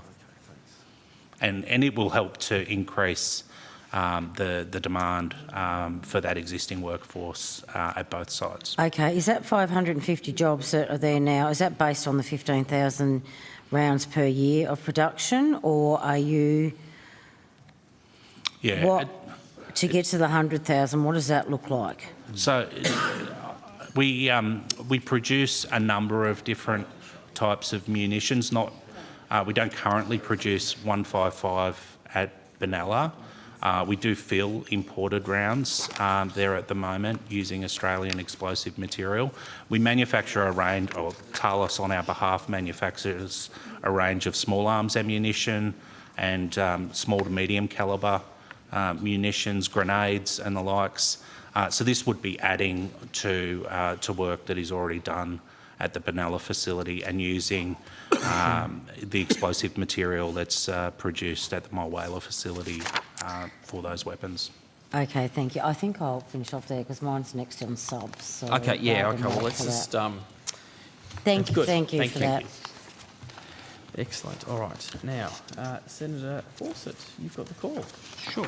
Just two areas of question. Chief of Air Force, if I could ask you to come up. All right. Now, Claire, can I have a chat to you, please? Given it's your first estimates, I'd hate you to think you were going to get away without being called, so... Give him a hard time. Good evening, Senator. Good evening. Marshal Steve Chappell, Chief of Air Force. My colleagues would agree with you. And congratulations on your appointment. Thank you. Can I take you to Air 555? I've followed this with interest and reading a few articles in the media. There's a lot of discussion about the aircraft being fitted with a whole range of things that we won't go into detail here, but I have a question in terms of the status of the program, in terms of its certification, and whether it is on track to meet our expected performance requirements, both from a platform perspective, in terms of airworthiness, but also the systems performance that we're expecting. Obviously not expecting details on what the systems do, but just is it on track to enter service in accordance with our expected timeframe? Senator, thank you for your question. It's a developmental first-type system, as I know you're aware, so there are some schedule and associated risks. I'm just going to ask AVM Ben Sleeman, Head of Air Capability, to provide a few details in line with your question. Okay, and then we may have some follow-ons from CASG as well. Thank you. Good evening, Senator. Air Vice Marshal Ben Sleeman, Head of Air Force Capability. As the Chief said, it is a developmental aircraft. I would summarise it as saying that it is going to deliver the capability requested. It was replacing the old P3 EW variant with a newer equipment, very much baselined with US Air Force equipment, and it will deliver that equipment as we asked it to. Sure. That's not quite my question, though, in terms of the platform. I'm conscious when you stuff lots of equipment into an aircraft, and as you say, developmental, power budgets, weight and balance, performance issues, the whole package. Are we on track to get certification in the time frame we expect, or are there some unexpected hiccups that we need to work through? There has been, I'll pass to my CASG counterpart in a sec, Senator, but there has been some hiccups with FAA certification in the US. We had some extra or additional test points added to that program, and it has passed those milestones. And so I believe it is on track, but I'll offer CASG the opportunity to comment. Yeah, thank you. Air Vice Marshal Graham Edwards, Capability Acquisition and Support Group, Senator. As you're right there, we have taken complex mission systems, putting it into a Gulfstream business jet, and a number of the integration activities you alluded to, so weight and balance, cooling, electrical power, all those things were front of mind, and we have worked through there. We end up with a certification through FAA for the airworthiness side for it, and then we go into mission systems testing with an experienced team over in the States. Sure. Your tense is a little ambiguous there, though. You've not actually clearly articulated that we have completed airworthiness and are into missions testing, or that is the process that we are expecting to follow. Which one is it? The FAA testing has concluded. The analysis of that testing by FAA to give the certification is ongoing. In parallel with that has been laboratory testing for the mission systems and then ground testing for it. So what was your expected date for a type acceptance by the RAAF? So as Air Vice Marshal Sleeman said, we had some delays in that flight testing. So some of the early flight testing indicated that we needed to do some software changes. Those software changes occurred earlier this year and were validated, revalidated and placed in there. Mm-hmm. And so do we have a time frame for that FAA-led or supervised activity to be complete? we are tracking the FAA certification is due. I was trying to recall the number, the dates off my head there. It's in the short term, in what I'm saying there, in the next few months. Okay. And so how is that going to affect what was our planned schedule with when we now expect to see it move into systems test?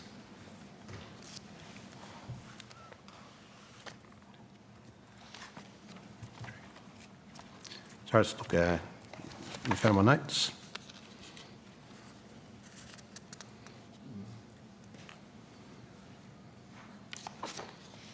So Chief, you're the capability manager. I'm assuming you're tracking this to know how much delay it's going to be in terms of your obligations for the raise, train, sustain function and delivery to JOC?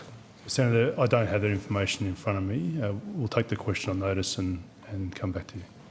So I'm just a little concerned that the major projects report shows a big green, all on track, but what I'm hearing here is that it's a complex program, I understand that, but that also indicates that it comes with hurdles that we have to overcome, and I would expect a major projects report to actually be upfront about that and go, developmental project, we are facing some hurdles, we think we'll get there, because to the casual reader, a big green would indicate that it's going to be on schedule with no doubts at all in terms of the delivered capability.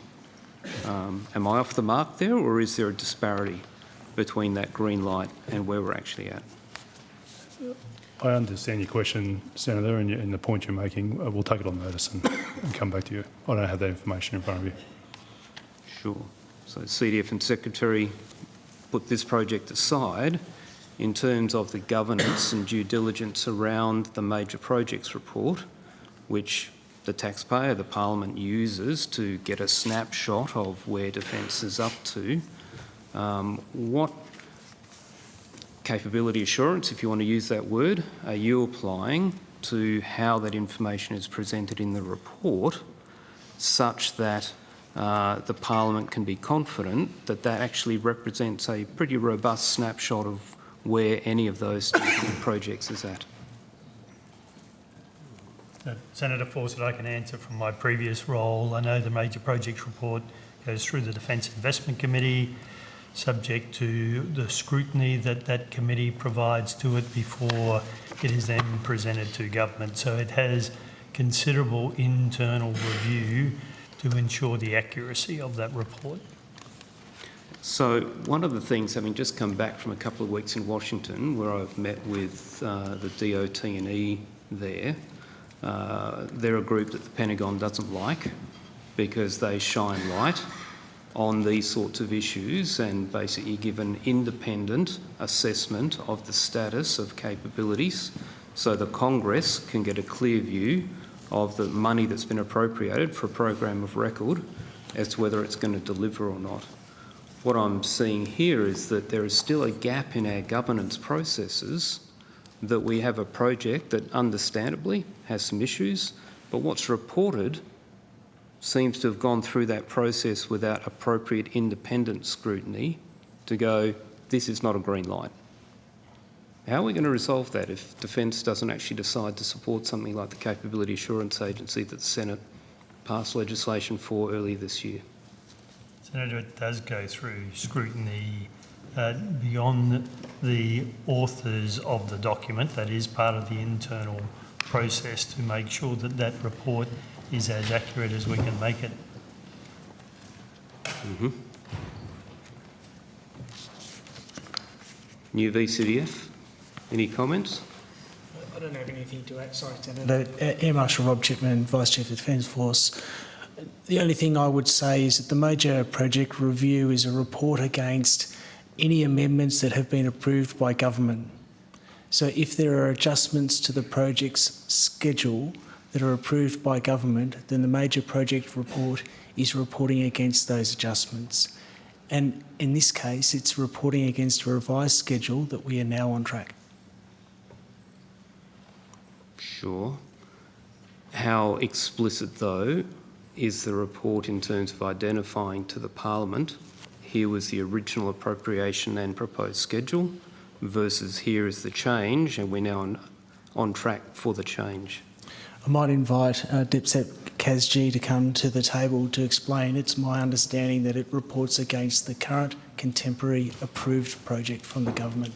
Any approved amendments to it? Sure, but from a transparency perspective, given that the average member of Parliament, even in a committee that's focused on it, doesn't necessarily go back and double check against what second pass approval actually signed off on. They see a green light, they assume this is exactly what we signed up for. I'm not critical of the fact there are delays, that's just real life with leading edge equipment. But the Parliament expects transparency, the taxpayer expects to know whether there have been issues along the way. Mr Deeble. Thank you very much, Senator. The MPR process tracks it against evidence provided by us. That is, against an approved baseline by government.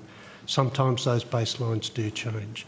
I'd note that in the MPR, the dates that you would normally expect are not there because this is a highly classified capability and it was deemed to have security issues associated with it.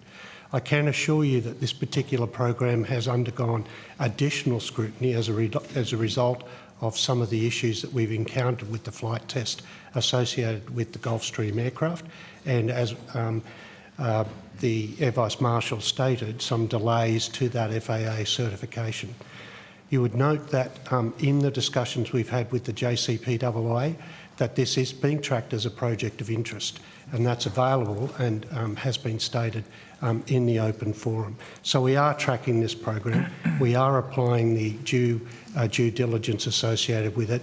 We are tracking and working very closely with the US government because this is done and achieved through an FMS case, and we're working closely with the USAF to address the issues that have been encountered on the program.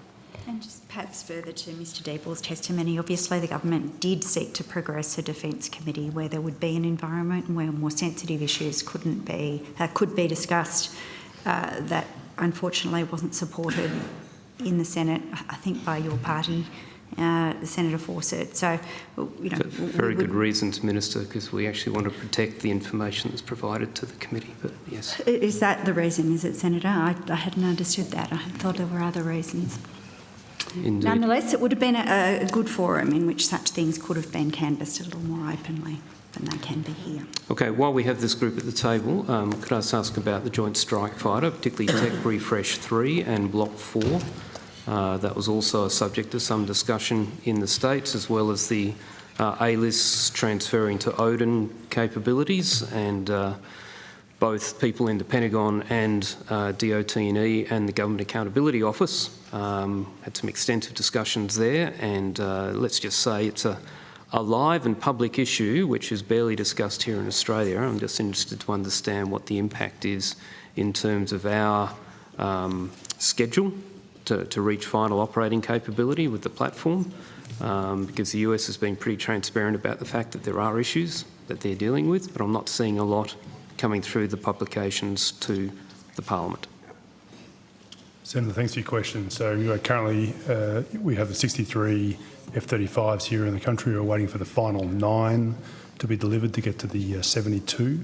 That is one of the key criteria for FOC. We are expecting to receive those 9 aircraft over the coming month and a half. So at this stage we are expecting to receive the final 9 in 2024. And as to some of the particular details around the software and tech refreshes, I'll pass to both Head of Air Capability and CASG representatives to talk through some of those details. Thank you. Yes, sir. Just to clarify the Chief's comments there, we've actually accepted 67. There's 63 in country. We've accepted 67. Sure. And we expect the last 5 to be accepted before the end of the year, and the ferry plan, as the Chief said, is before the end of the year. So, and then the difference between the variants is just the hardware and the software that the aircraft are running. So the last 9 are the ones you were referring to before, with some problematic software that delayed the program by a year, which we worked with the Joint Program Office in the United States to resolve. That issue is largely resolved. I wouldn't say fully resolved, but it's pretty close. And that's the variant that we'll accept the last 9 in the coming couple of months. So the variant will be accepted with Block 4 and Tech Refresh 3? That's right, Senator. Block 4, Tech Refresh 3 is the last 9 aircraft, correct. And of the platforms that we have here in Australia, 63, what's the status that they are at? They are the Block 3 Tech Refresh 2, and we will commence upgrading those next year to the same Block 4 Tech Refresh 3 variant with hardware and software upgrades to those 63 aircraft. So what is the impact then in terms of the schedule to achieve final operating capability? So final operating capability, Senator, we will receive the 9 and then we'll undergo a final review to ensure the 9 that have arrived and the support equipment achieves the requirements for FOC. So I would expect we will be making a decision on FOC in the new year.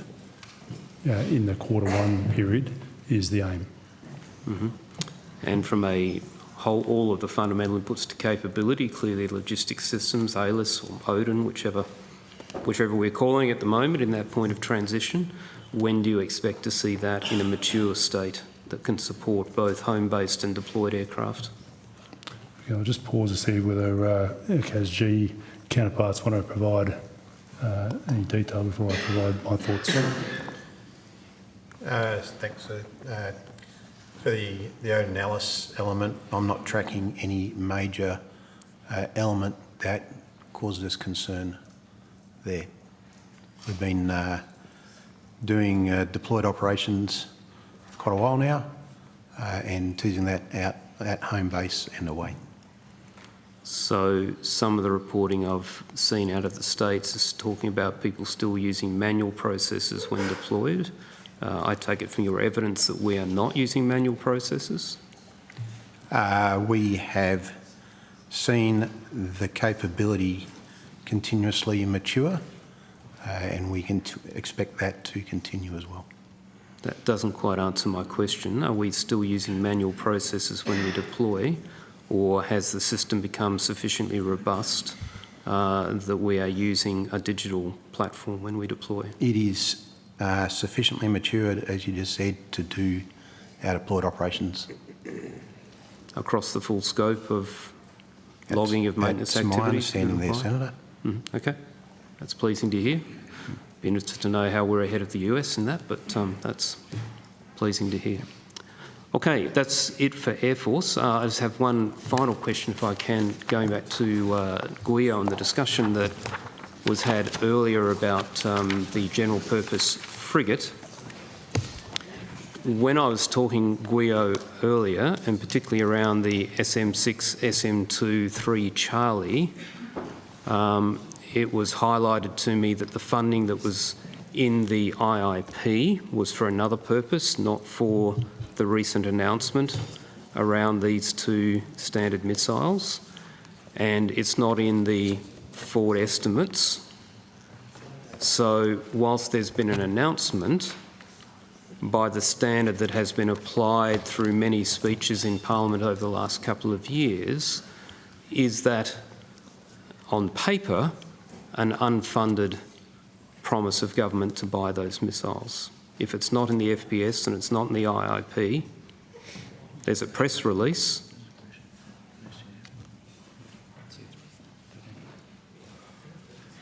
Sorry, PBS, I should say. PBS or IIP.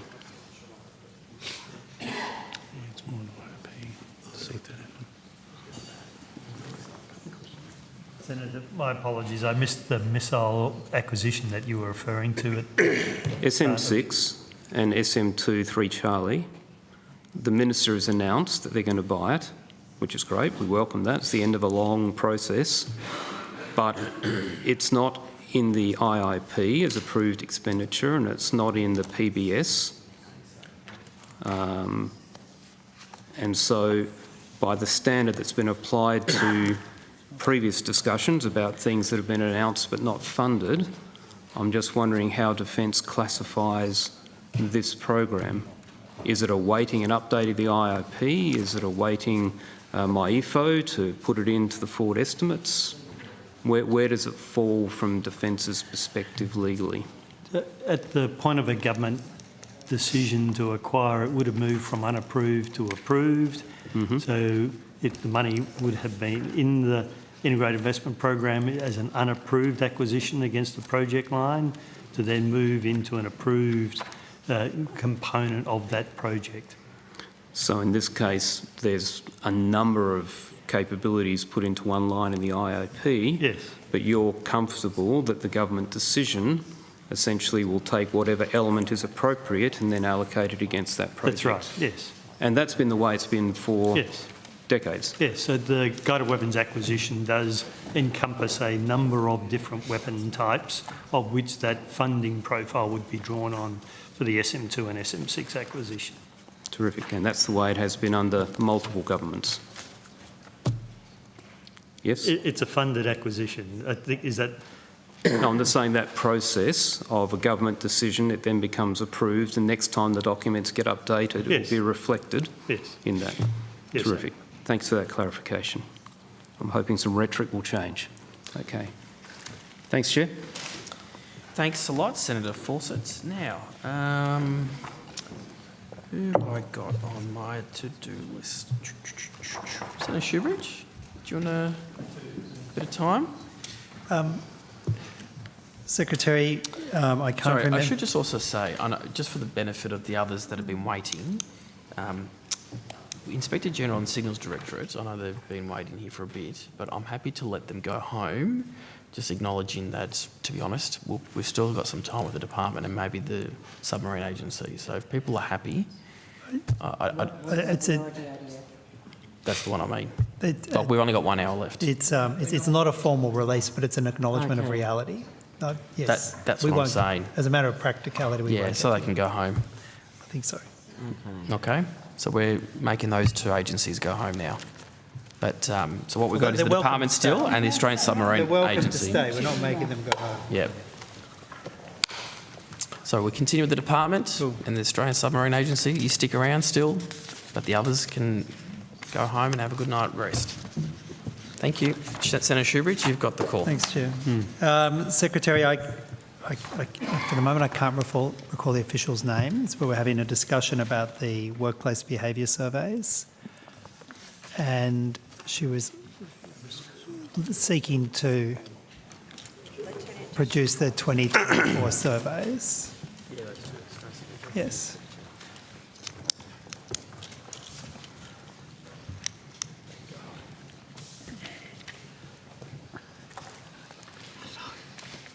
Senator Shoebridge, Justine, Greg, hello. Oh, thanks, Ms. Greg. I'm so sorry, I didn't mean to forget your name. That's fine. So the 2024 whole of defence data I had here, we're just arranging other data for you this evening. That's the plan. So by service, 2024 is what you're after. Yeah, you had them here, but you don't have them here now, is that right? No, I had the whole of defence, so not broken down by service for 2024. Yep. So we're endeavouring tonight to get you by Army, Navy, Air Force, the 2024 placemats. Okay, and if they arrive tonight, you'll let me know. You're endeavouring to get them tonight? That's the plan, Senator. Yes, and I appreciate that, Ms. Greg, but you haven't got it now. What have you got now? The whole of defence 2024 data, which I believe was in the Freedom of Information pack that was in your pack as well. So I've got what you have. Only which is the 2023, largely the 2023 data, but that's okay.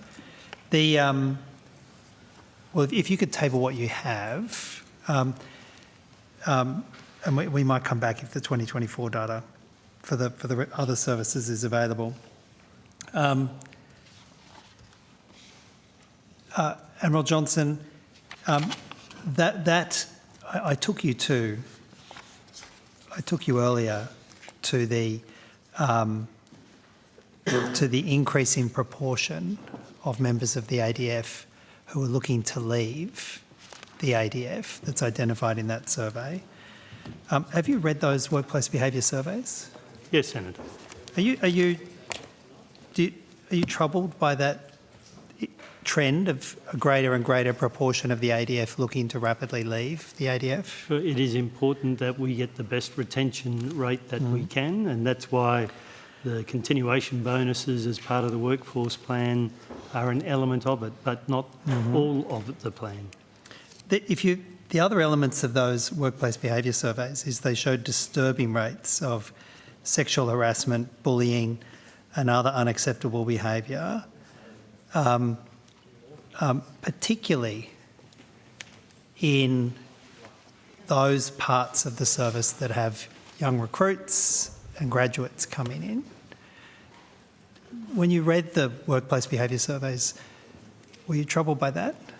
There are clearly higher risks in what we would call our initial entry training or the Defence Academy for officers. And I think part of the evidence that was presented today was the additional work we are doing to manage those risks and to eliminate those behaviours. Well, I want to draw you to one area of particular concern in those docs for me. It was 1 RTU.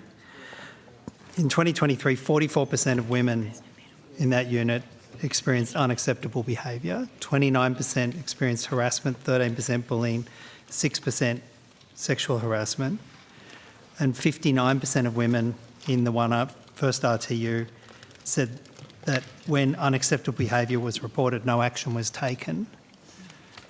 I mean, that's quite shocking, isn't it? That is completely unsatisfactory because our objective is to eliminate all of that behaviour. Yes, Senator. And did you join the dots between that kind of behaviour and the increasing proportion of people wanting to leave? Senator, our surveys of the reasons our people want to leave are varied. They include family circumstances, views of career progression, pay and remuneration outcomes. So we understand there are multiple causes that lead an individual to make a decision to cease their military service. Well, the Royal Commission made scathing findings about defence culture that produces outcomes like I just took you to. And to quote the Royal Commission, one of the most significant cultural drivers contributing to an environment of risk in the ADF is what is often referred to as the Code of Silence. Are you aware of those findings? Yes. The Code of Silence still exists, doesn't it? But, sorry, The Code of Silence is still a problem in the ADF, isn't it? We still need to make sure we produce the best environment where people who experience these behaviours, the victims, are prepared to come forward and report it with confidence that we will act on it. All right. Well, Admiral Johnson, I'm aware of a survivor of sexual assault that took place in the military while she was training in the Air Force as a teenager at 1 RTU. And the survivor stayed in the forces and was found to have suffered PTSD from that initial assault and the repeated instances of bullying and targeting, which escalated after she provided evidence to the Royal Commission. Do you know what the ADF did to her? No, Senator. Well, first of all, she was medically assessed, and after that process of medical separation went some distance, she was found to have suffered service-related PTSD, significant psychological trauma from both the initial assault and the bullying and targeting that happened. But as she began that process of medical separation, the ADF also commenced a parallel administrative disciplinary proceeding against her because she'd made complaints and concerns about bullying and harassment. And even when the finding was handed down that she was suffering from PTSD, that the medical separation would occur and a date had been set, and it was acknowledged she'd been sexually assaulted as a teenager, your organisation continued and continues with the administrative action against her, seeking to punish her because she raised concerns about sexual harassment, and the organisation said she should not have raised those concerns. Do you accept, putting everything else to one side, if there's already been a determination for medical separation because of PTSD and a sexual assault that happened in the services, that there is no place for continuing to persecute that member of the ADF with administrative actions. Do you accept that as a basic principle? Senator, these are really serious questions that you are raising for the CDF. May I make just one gentle observation, which is that I think particularly when we are talking about an individual's experience, even when they are rendered anonymous, as you seek to do in your questioning, we should be very careful about the forums in which we retell obviously traumatic experiences, but I do in no way diminish the seriousness of the circumstances you describe. I observe too that many of the issues you are implicitly canvassing are dealt with by the Royal Commission, and the government is grateful for the people who told those stories to the Royal Commission and working towards providing a response. I imagine the CDF has additional material he wishes to add, but I simply did want to offer that caution, Senator. There may be other forums where a personal story of that kind could be explored. And indeed, I raise it without disclosing the identity and obviously with consent. Admiral Johnson,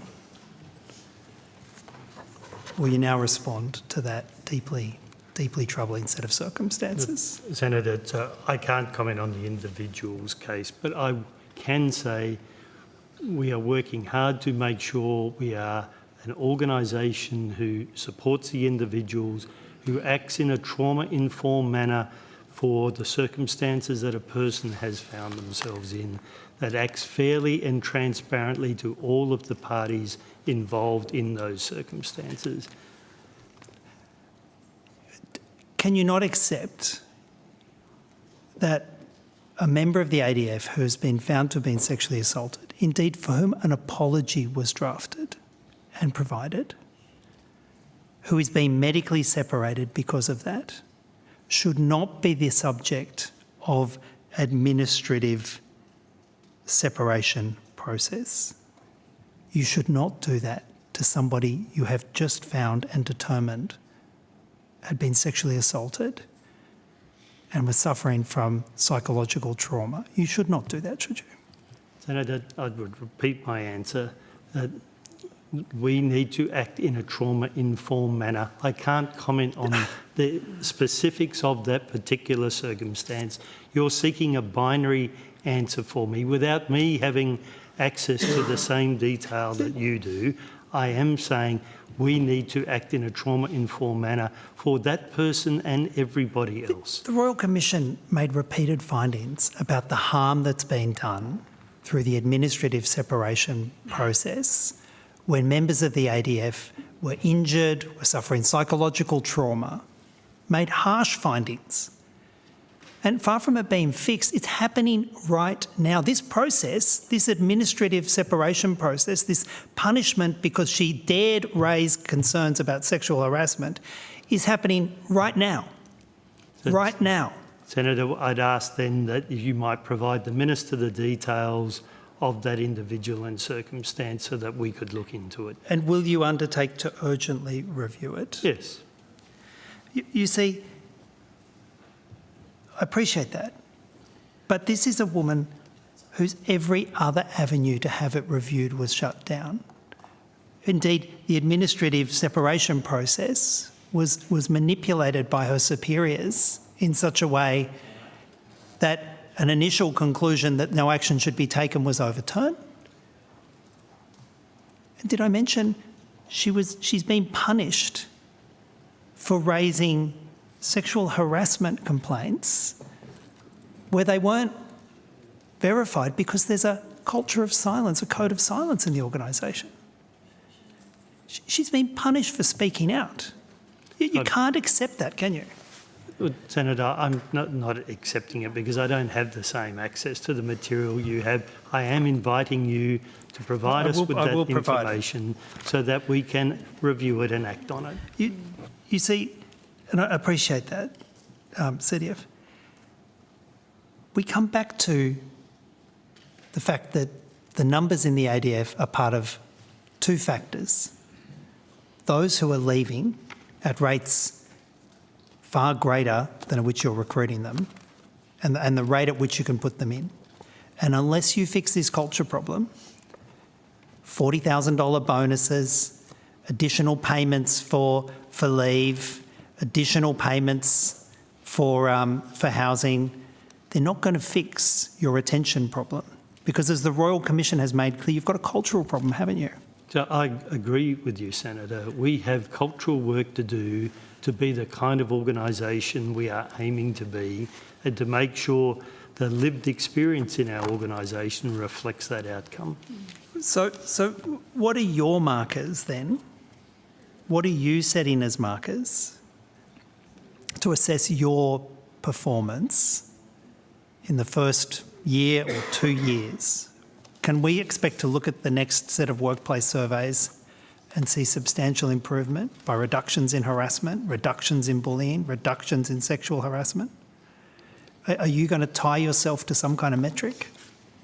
So, as part of the work in the Royal Commission, we have been asked to do exactly that work of identify explicit targets for Defence to be able to measure its performance against, and that's part of the review of those recommendations that are underway. Are you going to make a clear statement to the members of the ADF that you will not tolerate the code of silence and that you accept the Royal Commission's findings, that breaking the code of silence is essential for a safe workplace? Are you going to make that as a clear statement? Senator. CDF. The CDF has indicated to you, I think already, his own views about the aspirations and standards we should expect for people who work within the ADF and within Defence more broadly. I have already also indicated to this forum that the government considers that the recommendations from the Royal Commission are very important, require a swift response, and has committed to providing such a response by the end of the year. The question you're now asking the CDF is to preempt that response. He's given you already quite a lot of information about the approach that he is taking and the Defence is taking, but there are some limitations on what he may offer in terms of describing how the government intends to respond to the Royal Commission. Minister, thank you. But I again offer the CDF the opportunity to make it very clear to every serving member of the ADF that you accept the Royal Commission's findings. And I'll say it again. One of the most significant cultural drivers contributing to an environment of risk in the ADF is what is often referred to as the code of silence. Do you accept that finding, Admiral Johnson, and do you say it needs to end? So, Senator, let me be very clear. As I did when I was a witness at the Royal Commission, that I am fully committed to supporting and enacting all of the government-agreed recommendations from the Royal Commission. And I do say that we are a workplace that has no tolerance for unacceptable behaviour in any form in which it occurs, and that we are working hard to make sure that anyone who is a victim of that type of behaviour is encouraged to come forward, is supported to come forward, and that we have the ability to act on their claims.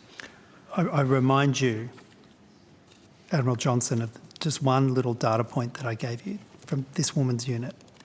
59% of women in the first RTU said that when unacceptable behaviour was reported, no action was taken.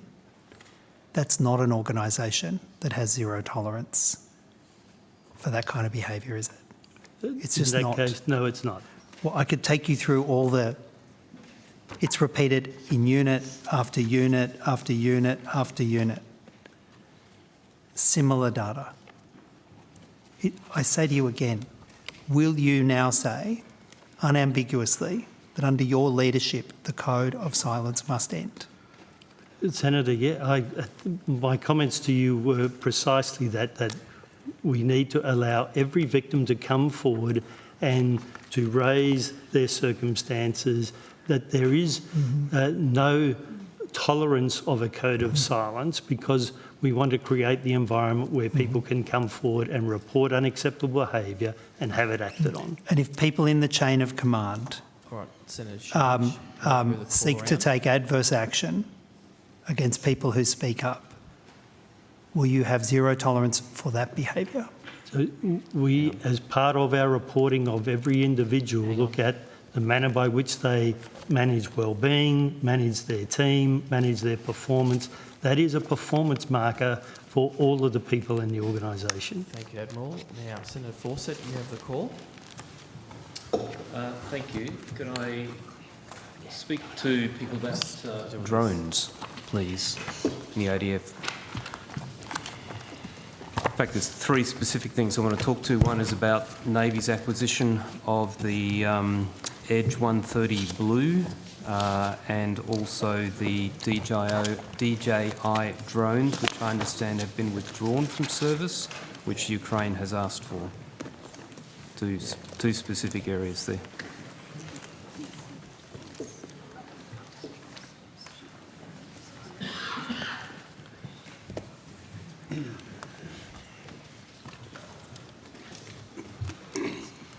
So, Admiral Hammond, perhaps we'll start with you. I've seen media reporting about the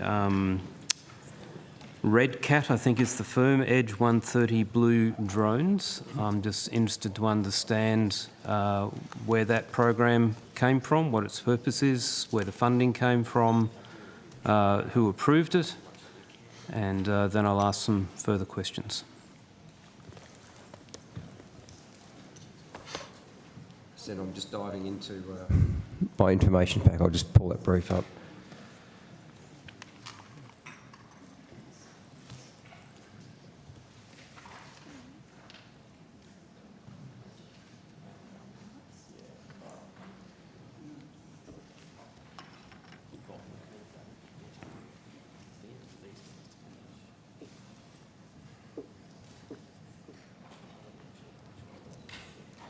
Senator Vice Admiral Mark Hammond, Chief of Navy. The program you're referring to is a very low-cost program. It's been initiated by the Patrol Boat Force. They are small, lightweight vehicles used for ISR by the Patrol Boat program. So you won't see it in the IIP. Sure. It's a minor program. So is that a minor project that's been approved within Navy? I need to pull that detail up, Senator. What sort of dollar value are we talking? The units, I think, are in the tens of thousands of dollars. Sure, but the total buy, what? And I'm assuming a logistics support package of some kind with it? Senator, to be honest, I saw that media report this morning and I reached out for that data as well because it was a very low level. I don't think it's been through the minor projects process. I think it's been a trial initiated at fleet level within the patrol boat group to fill an emergent gap. So my concern is that the government has stood up ASCA, and one of their projects is to work with Australian industry to develop drones so that we can see what Australian industry is capable of providing to meet defence needs. And I've had some fairly extensive discussions with Professor Hilda and Mr Deeble before about the fact that ASCA is about running projects where there's a clear line of sight to a capability manager so that defence industry isn't wasting money innovating and developing something, and yet they're just scratching their heads at the moment saying what was the point of that whole exercise with ASCA if defence is going to turn around and buy off the shelf something with no regard, apparently, for what Australian industry is capable of doing. So whether Professor Munro or Chief of Navy or VCDF or whoever wants to take that, I think there's a lot of small businesses in Australia at the moment who are more puzzled than you, Chief of Navy, in terms of that report and how serious defence is about implementing,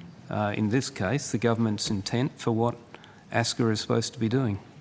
So if you just give me 10 minutes, I've got the information, I just need to pull it together.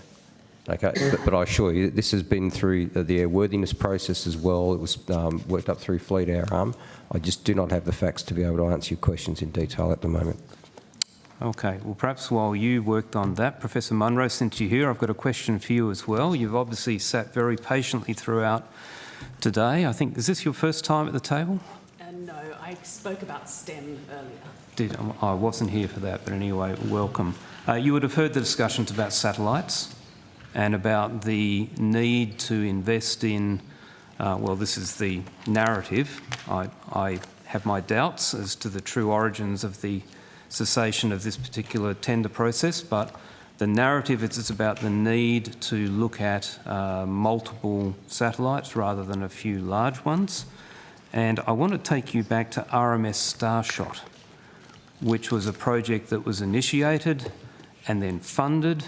And my understanding is that DSTG spent $40 million on 2 Arrow 150 satellite buses provided by Airbus. And then the project was cancelled. Funding was withdrawn, I believe, by the current government. Can you talk to us about, you know, that's the snapshot I have from my recollection of media releases and statements. Can you tell us what's happened to RMS Starshot, what's happened to those buses, and what role is DSTG playing in the work that General Coyle has indicated that she believes we'll be able to develop very quickly, some alternate capability? Thank you, Senator. So if we reflect back on the RMS Starshot back in 2020, and I give context for the hearing that the Starshots were really work with our capability managers to envisage what problems were coming in the future that needed innovation, science and technology. One that came from that collaborative process was the idea that we need resilient space capabilities that allow us to have not one but many in space, so that when we have threats that we can have that resilience that Susan Coyle spoke about earlier. In that work, as you flagged, we progressed to develop some plans through Airbus which involved those 2 Arrow systems which were delivered earlier this year. When the pricing came through from Airbus and was significantly in excess of what had been anticipated, we started to think laterally about how we could best get value and utilisation of those Arrow systems for the Australian taxpayer and to help create options for future capability decisions. So we have now significantly advanced some collaborative discussions with AFRL in the US to be able to integrate these 2 Arrow satellite platforms along with identical Arrow satellite platforms that they have to create a small constellation that can allow us to deliver an Australian defence effect at a classified level, which we could brief on in a classified setting but can't here, which will offer real advanced capability and greater understanding and insight for us as we make choices for our sovereign program. Mm-hmm. So where is the funding coming from that if the funding for Starshot, as I understand it, was ceased?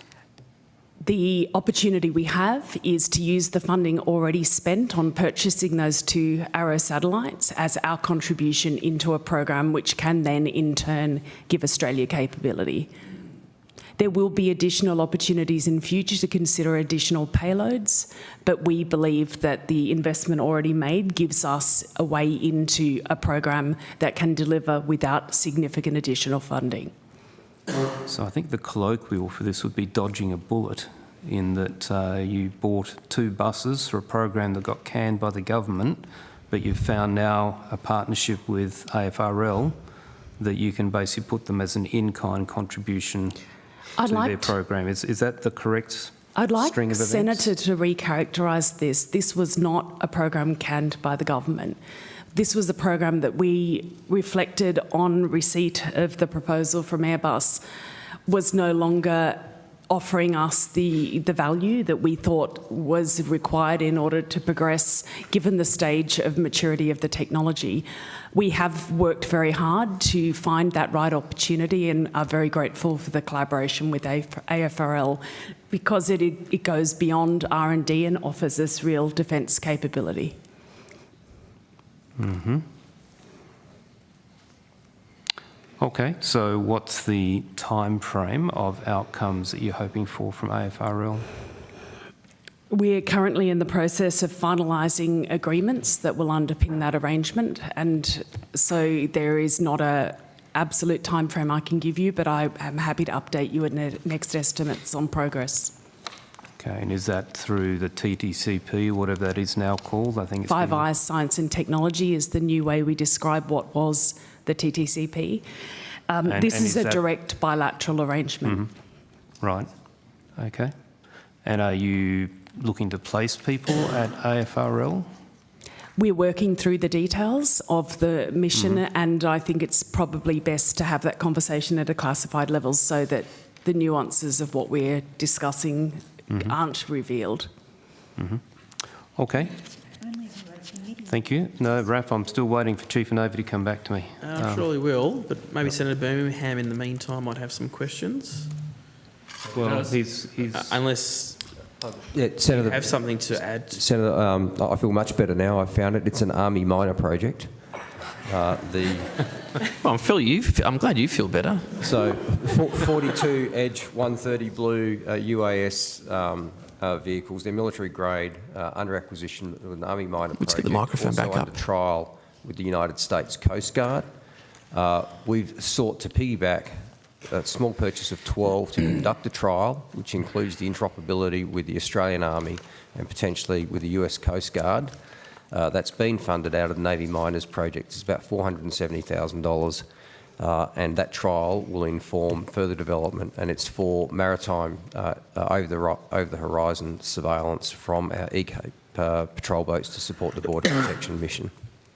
If I may, Senator, though, to follow on from Chief of Navy's comments, you gave us an opening to talk about sovereign work done under ASCA here, and I'm going to pass to Darren Kavanagh to briefly talk to where we are with that at the present time.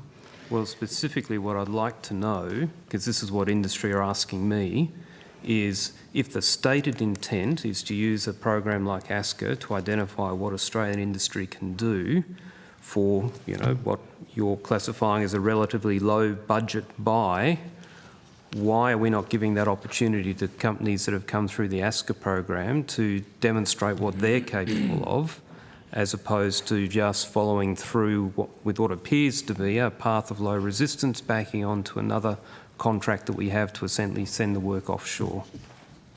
There's an incongruence there in the practice at the working level and what the stated intent is. Sorry, Mr. Kavanagh, off you go. Thanks, Senator. So I'm the Assistant, or I should say Acting First Assistant Secretary for the Advanced Strategic Capabilities Accelerator, Darren Kavanagh. We have, as you talked about, we actually did a sovereign UAV challenge.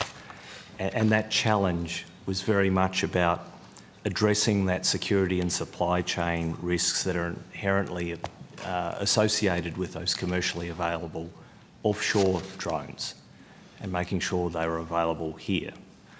That process was very successful, and we have 3 companies with each having $2.2 million contracts to produce 100 drones each.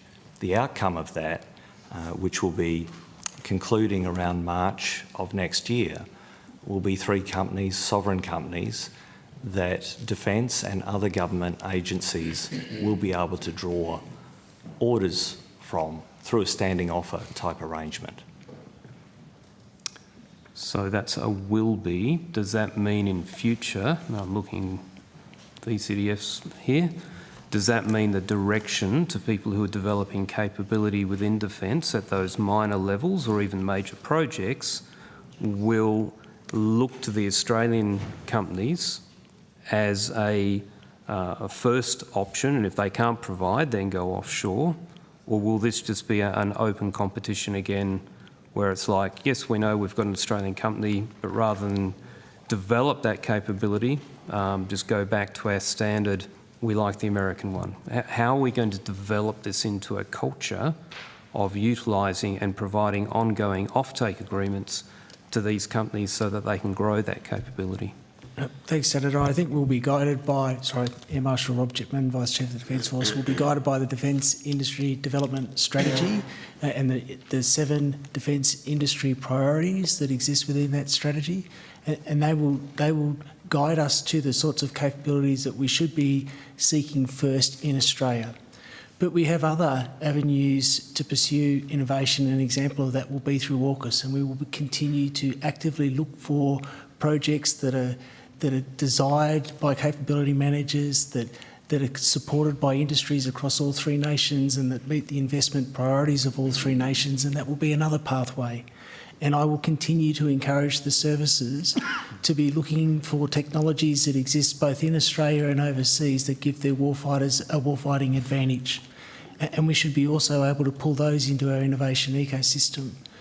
But where there are capabilities that exist in the Australian industry, then there is a clear advantage to invest in those so that we build our sovereign capability. We recognise that, Senator, and we are trying to do that. Sure. My point in part is that the previous discussion I had with Mr Deeble around this was that the whole point behind ASCA was that there would be a clear procurement pathway identified, a capability manager who had a demand signal saying, I want the capability, funding, way to buy it, or else ASCA wouldn't get involved. So if we go through that process and we have 3 companies, but then we choose to go and buy elsewhere for a similar product that they are producing, or even if we had to say, you guys have to stretch and meet this spec before it's suitable for what we want to buy, if we don't connect those 2 dots on a consistent basis, then industry will cease to innovate and take the risk of being involved with defence. So I'm glad to hear there's an option there, but the rhetoric that has come from not only this government but previous governments has to be matched by the practice at the working level within defence, or industry will lose confidence and we will miss out on capability. That's the more important point. The resilient capability is what we're after. Secretary, you've been bursting to say something. No, I just wanted to say, and it's very much in line with what the Vice Chief said, that our ministers have made very clear, if a capability manager wants a particular platform or program to meet an identified priority, if ASCA pulls that through to capability, that will be the capability that we procure. That's our minister's very clear expectation. So ASCA doesn't run a process and then that just get fed into a broader selection where everybody else gets an equal say. ASCA's, the government's clear intention is that ASCA drives innovation to meet our needs, identified needs, and then those capabilities will be pulled through and introduced into service. That is the rationale for ASCA, and that is what my ministers have made very clear to me their expectation is.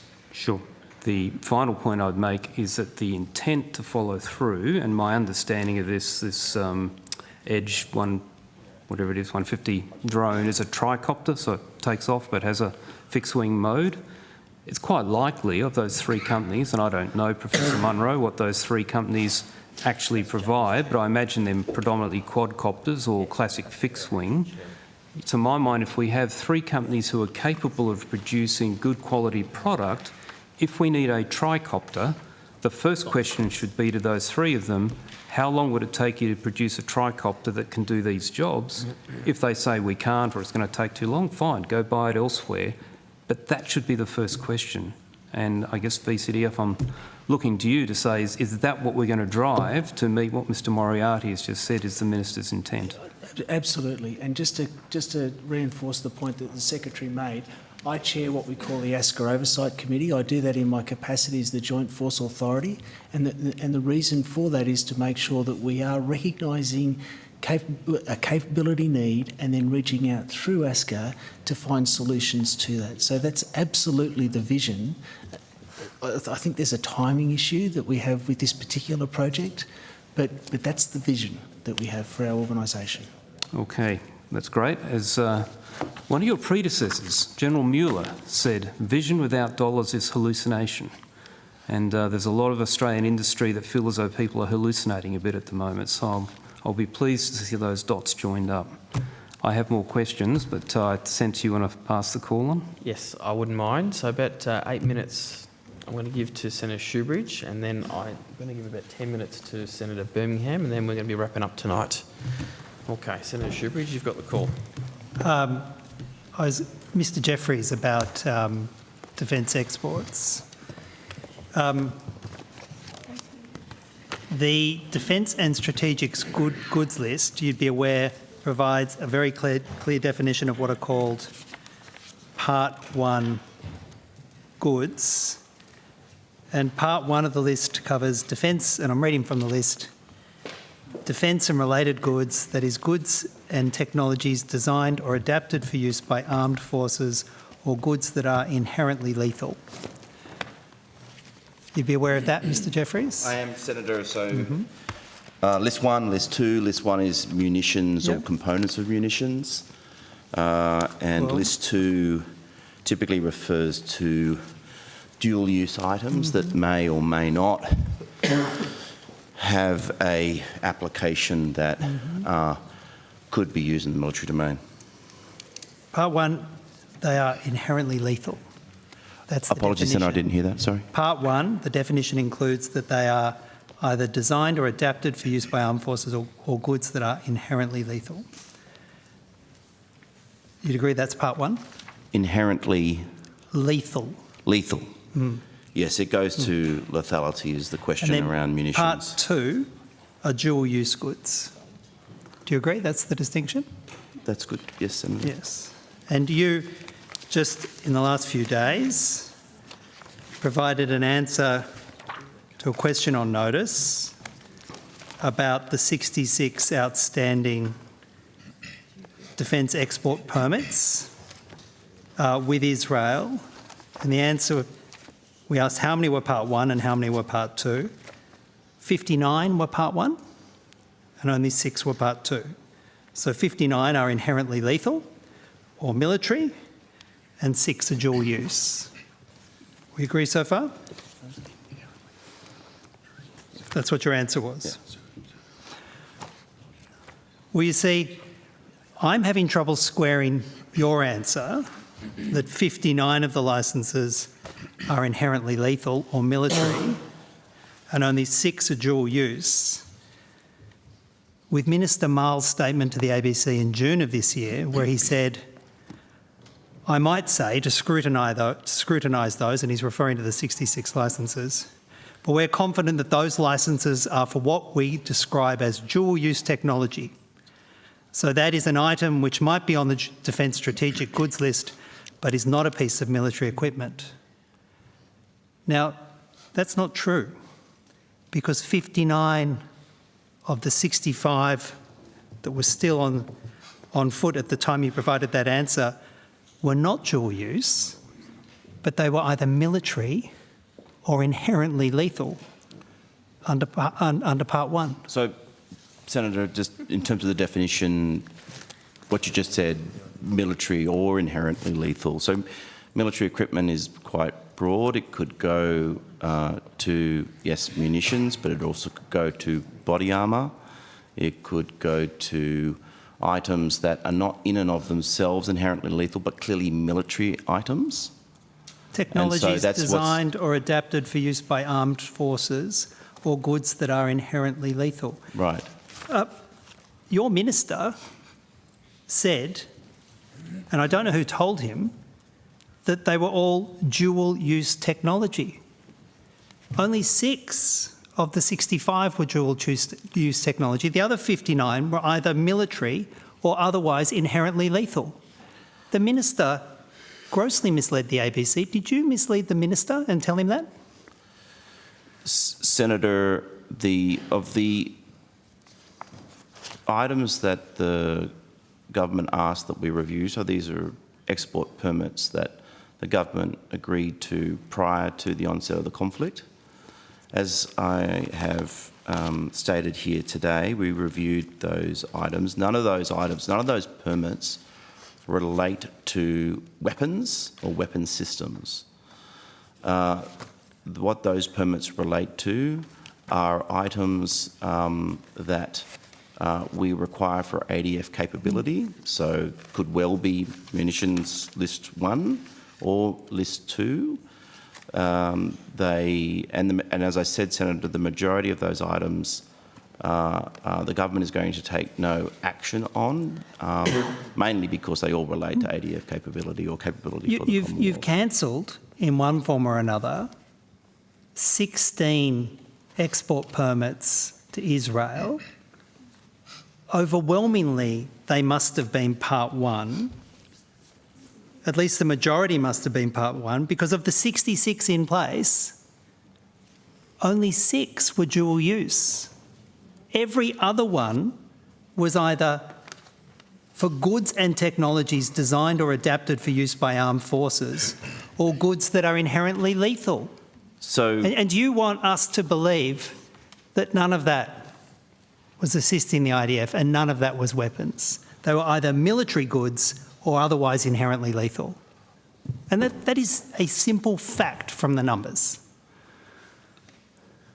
Senator, is the question what those 16 How many of those were Part 1 to? and either, the majority must have been, because only 6 were dual use. Okay, so the majority were Part 1. How many were Part 1? So we're going round and round and round and round. What's How the many were question, Part Mr. 1? Jeffrey? So of the 16, as I said, the government has decided or agreed that the government will lapse or amend those permits. Lapse so it's not all being terminate cancellation. and amend being remove Okay, can you just Israel let the from witness please answer your question? Correct. So I'll just... Yeah, so One at a time, please.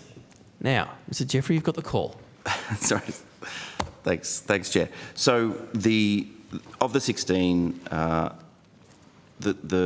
of those 16 will be lapsed or amended, not cancelled per se. So lapse will mean that, and as I said, there are a range of reasons why those permits are being lapsed. They could be lapsed because they're inactive, not being used. They could be, and Senator, they could be on munitions list 1 or munitions 2. They could have related to the export of military items, but we are allowing them to, we're either lapsing or amending them because either they're not being used, or B, as I said, because given the onset of conflict, we can't be confident that those items would not be used in a manner that is contradictory to our national interests. Or it could be that we're amending them because they're multi-use or they have multi-end users, but we're removing Israel or Israeli entities as an end user from that permit. You forgot to mention the risk of civilian casualties that you said earlier. That was a reason, wasn't it? The risk that these goods would cause civilian casualties. Senator, what I said is that when there is a conflict, especially a conflict such as this one that involves a high number of combatant and non-combatant casualties, that changes the judgment or the assessment that we would make. So that's why it's important that we apply a contemporaneous lens over those judgments or those decisions. And in some cases, because in order to grant a permit, we have to be confident that in granting that permit would not lead to an export of item that could be contrary to our interests. That's why we have to make, in some cases we've had to make different judgments on those permits. You see, Mr. Jeffries, this is the truth, isn't it? At the time that you lapsed or amended the 16 permits in relation to military exports to Israel, which meant those permits could not be used to export to Israel, the majority of those must have been for Part 1, which is goods and technologies designed or adapted for use by armed forces or goods that are inherently lethal. Because of the 66 outstanding permits only 6 were dual use, and in fact, the remainder, and I think in this case one must have been cancelled, 59 were for Part 1, where they were either military or inherently lethal. The majority of the permits you've cancelled were for military goods or otherwise inherently lethal. That must be true, and you must accept that surely from the numbers. Senator, we'll look to provide on notice something that gets to the breakdown between munitions, the list 1, list 2. But just only 6 were dual use. Senator, everything else was list 1. Let me finish, Senator. They must. The majority must have been. Senator Shoebridge. Let me finish, Senator. Let him finish, please. The point I'd like to make is just talks over people. Whether they are on list, your point being that is if they're on munitions list 1, therefore, it must be an admission that the government is exporting military items to Israel. But I've just spent some time explaining that the majority of these items are in relation to capability for the Commonwealth. So yes, we will probably be, if we are acquiring capability from Israeli defence industry, it is for ADF assets, some of them which would be lethal capabilities, so they would need a permit. So the fact that a permit might relate to list 1 doesn't equate to the assertion that we're exporting military equipment to Israel. You've terminated in one way or another 16 defence weapons permits to Israel. The overall the majority of those must have been for goods and technologies designed or adapted for use by armed forces or goods that are otherwise inherently lethal. And you've done it in the context of reviewing the dangers of them being abused or used in circumstances of the conflict in Gaza and Lebanon. That's what's happened. That was the review.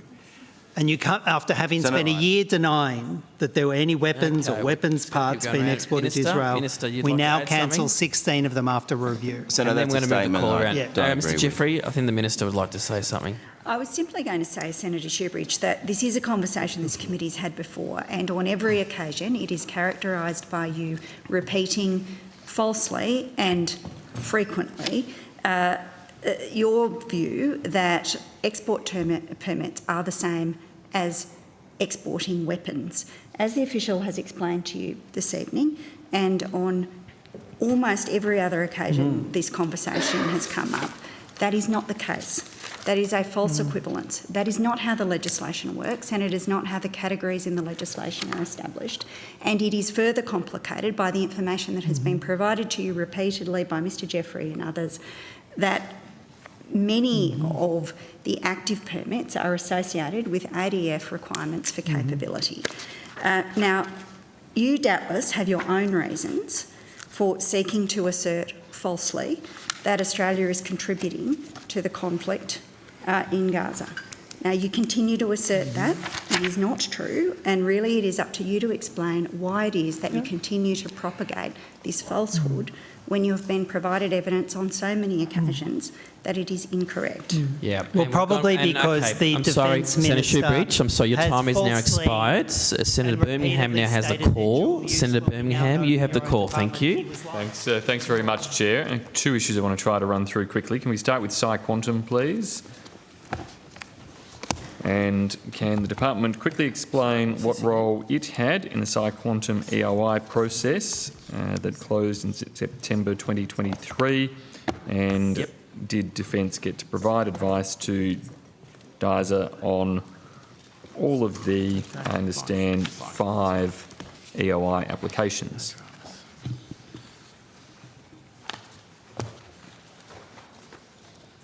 Apologies, just finding the right page. I don't know. So, Tanya Munro, Chief Defence Scientist. Defence played 2 key roles in the Psyquantum decision. One was in providing technical input to support the Commonwealth's due diligence, and that was done That had two forms. That was through participating in what was called the TAG, the Technical Advisory Group, where Defence Science Technology Group provided an individual to form part of that group. The second was we provided a technical risk indicator, which is an instrument that we provide for defence procurement to consider the range of technical risks associated with any procurement decision. That technical risk indicator formed part of the Cabinet consideration for the Psyquantum investment and thus is Cabinet in confidence. Okay. Thank you. Was the technical risk indicator applied against, if I'm correct, all 5 of the EOIs or purely Psyquantum? We offered the technical risk indicator prior to the EOI process for the Psyquantum case. It was not done for all 5 of the EOIs. Okay. And that decision was DUS's in terms of what it used the risk indicator against? For clarity, the technical risk indicator was not an abstract tool. It was an existing construct and method well developed within Defence applied to the specific Psyquantum investment. Yes, but if there were other investment options, to your knowledge, it wasn't applied against them. That's my understanding. Just the Psyquantum one. Yep. And the decision for that was industries, not defences. Correct. Yes.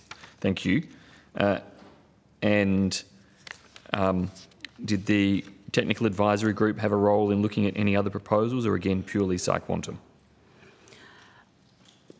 I was not a member of that Technical Advisory Group, but I understand the Technical Advisory Group was the group sourced for input into the whole EOI process, the technical input into that process.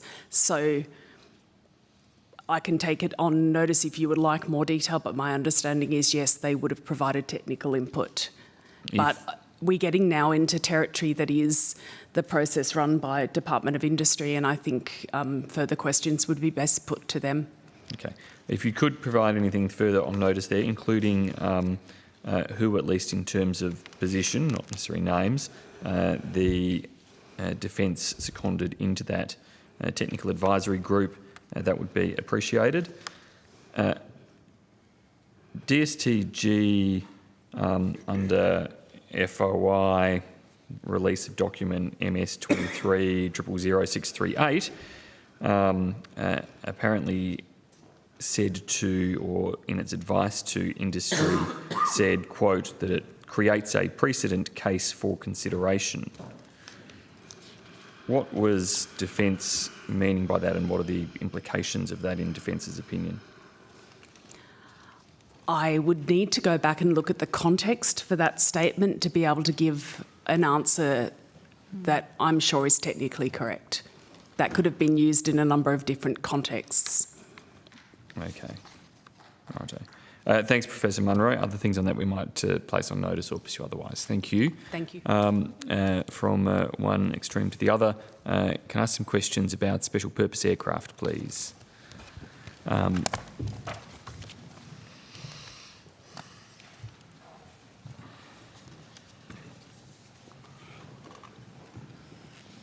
Chair, while the officials are coming to answer Senator Birmingham's question, could I just make a correction to a point I made in my opening statement very briefly? In my statement, I indicated that all avenues into the permanent ADF inflow are sitting at 66%. I said that was for this financial year. I should have said it was for the previous financial year. As in the year? The year ending mid-24. Okay, cool. The 23-24 financial year. Okay, excellent. Any other corrections while we're here? No? Chair, Secretary? the workplace behaviour survey documents have now been tabled. Sorry, the what? Workplace behaviour. Senator Shoebridge was... Oh, right. Is that the one that you emailed the Secretariat? Is that right? Is that what we just did? Okay. In response to a question into what from Senator Shoebridge was... Yep, okay. All right, any other documents while we've got a few minutes left? No? Everyone feeling okay? Yeah, good. All right. You've got the floor now. Okay, thank you. Thank you, Chair. Can I refer to FOI 230-2324, which was the FOI to Senator Patrick, released in the last week, providing extracts of manifests. What prompted Defence to change its mind in relation to the release of these details? Senator John Reid, Deputy Secretary, Governance. I think I'd characterise the situation that when the request was first made by the applicant last year, the government redacted a large portion of material from what was then the 11 manifests in question. Upon review, there were some additional elements of those manifests that were found to be able to be released at the time. They went to departure and arrival locations and times, tail numbers of the aircrafts, the total number of people on board, including crew, and a categorisation. At that time on review, the vast majority of that additional information was already in the public domain. Thank you. In what way was the departure time and date and destination, etc., already in the public domain? In relation to the 11 manifests in question, Senator, the departure and arrival of those aircraft were available on public websites. Right, which for those who follow air tracker type things, you could essentially follow all of the SPAs all of the time in one way or another. I'm not sure that's right, Senator, in terms of the technical availability of the information. It's not my hobby, but what I do understand, somebody back in my office is going to tell me whether I'm right or wrong on that. What I do understand is that in relation to... You followed Julian Assange all the way back to Australia. Who did? What I do understand, Senator, is in relation to the 11 manifests that were in question for that FOI request, that material was in the public domain. So with the release of this information, is this prompting any review of the SPA guidelines? Because we're going to be in a fairly ridiculous world if the guidelines, much curtailed in what they're released, in what they have released, the report of which I gather was tabled just today, for use of the special purpose aircraft, do one thing and limit what's published, but then every single quarter somebody comes along and does an FOI to extract more information that ultimately, if it can be demonstrated is by one means or another already in the public realm, ends up seeing extracts of manifests published. Senator, I'll speak to the FOI and what was considered there. I'll let Chief of Air Force speak to the guidelines and what's now published. We obviously, the department looks at every FOI on a case-by-case basis and assesses what is available, what is in the public domain. The assessment we made in relation to the 11 manifests in question at the time were specific to those 11 manifests at the time. They don't, in our view, impact on the broader question, which is the newly released guidelines of May this year and the change in scheduling that is now being done under those guidelines, which is consistent with, as I understand, the security advice. But I'll let Chief of Air Force speak to how we're doing those schedules now. Senator, to my colleague Mr Reid's testimony, I can only add that the guidelines for the use of the special purpose aircrafts were endorsed in May of this year, published on the Defence website from the 7th of June. Those are the guidelines which are informed by the Security Coordination Committee's considerations for special purpose aircraft and the information that should be released on the schedules. We intend to continue to release the schedules as dictated by the guidelines and noting the case-by-case basis that was the reasons for the release of information under the FOI. So at this stage we are not planning on changing from following the guidelines as endorsed. I understand the review process, and we had some quite extensive discussions with your predecessor, Air Marshal Chappell, in relation to the review, the new guidelines. We're just in the slightly or very ridiculous situation now where, as a result of the new guidelines, information is not published about where an aircraft went from and to, and when it did, and that type of information about the types of passengers and who the booking person was, and yet it's now just been extracted by FOI in any event. And it's going to be a complete waste of It's the now 10 department's time and o'clock. resources if you are having to, Thank you, each quarter, simply republish the Senator same Birmingham. so can I urge Yep, perhaps quickly. a review of the guidelines? Oh, The new there's a bell. guidelines did have a trigger in there for them to be reconsidered around transparency and other measures. And I think for departmental resources as well as public transparency and accountability, it's important that you do. Can I also just quickly ask, No, hang on now. That is it. Chair, you did promise me 15 minutes. Well, and thank you, we but got it is 10 o'clock. It is 10 o'clock. Well, we could spill over more than we're talking about. Well, look, to be honest, I think that's where we're heading. I'm only asking for one or two quick questions. On notice.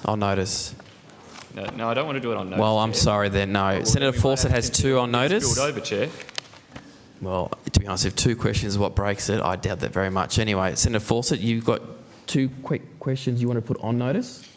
Well, given what you just said to Senator Birmingham, I'm going to have 2.5. One is, do you include helicopters from other services for the carriage of VIPs like politicians in any reporting? So you can take that on.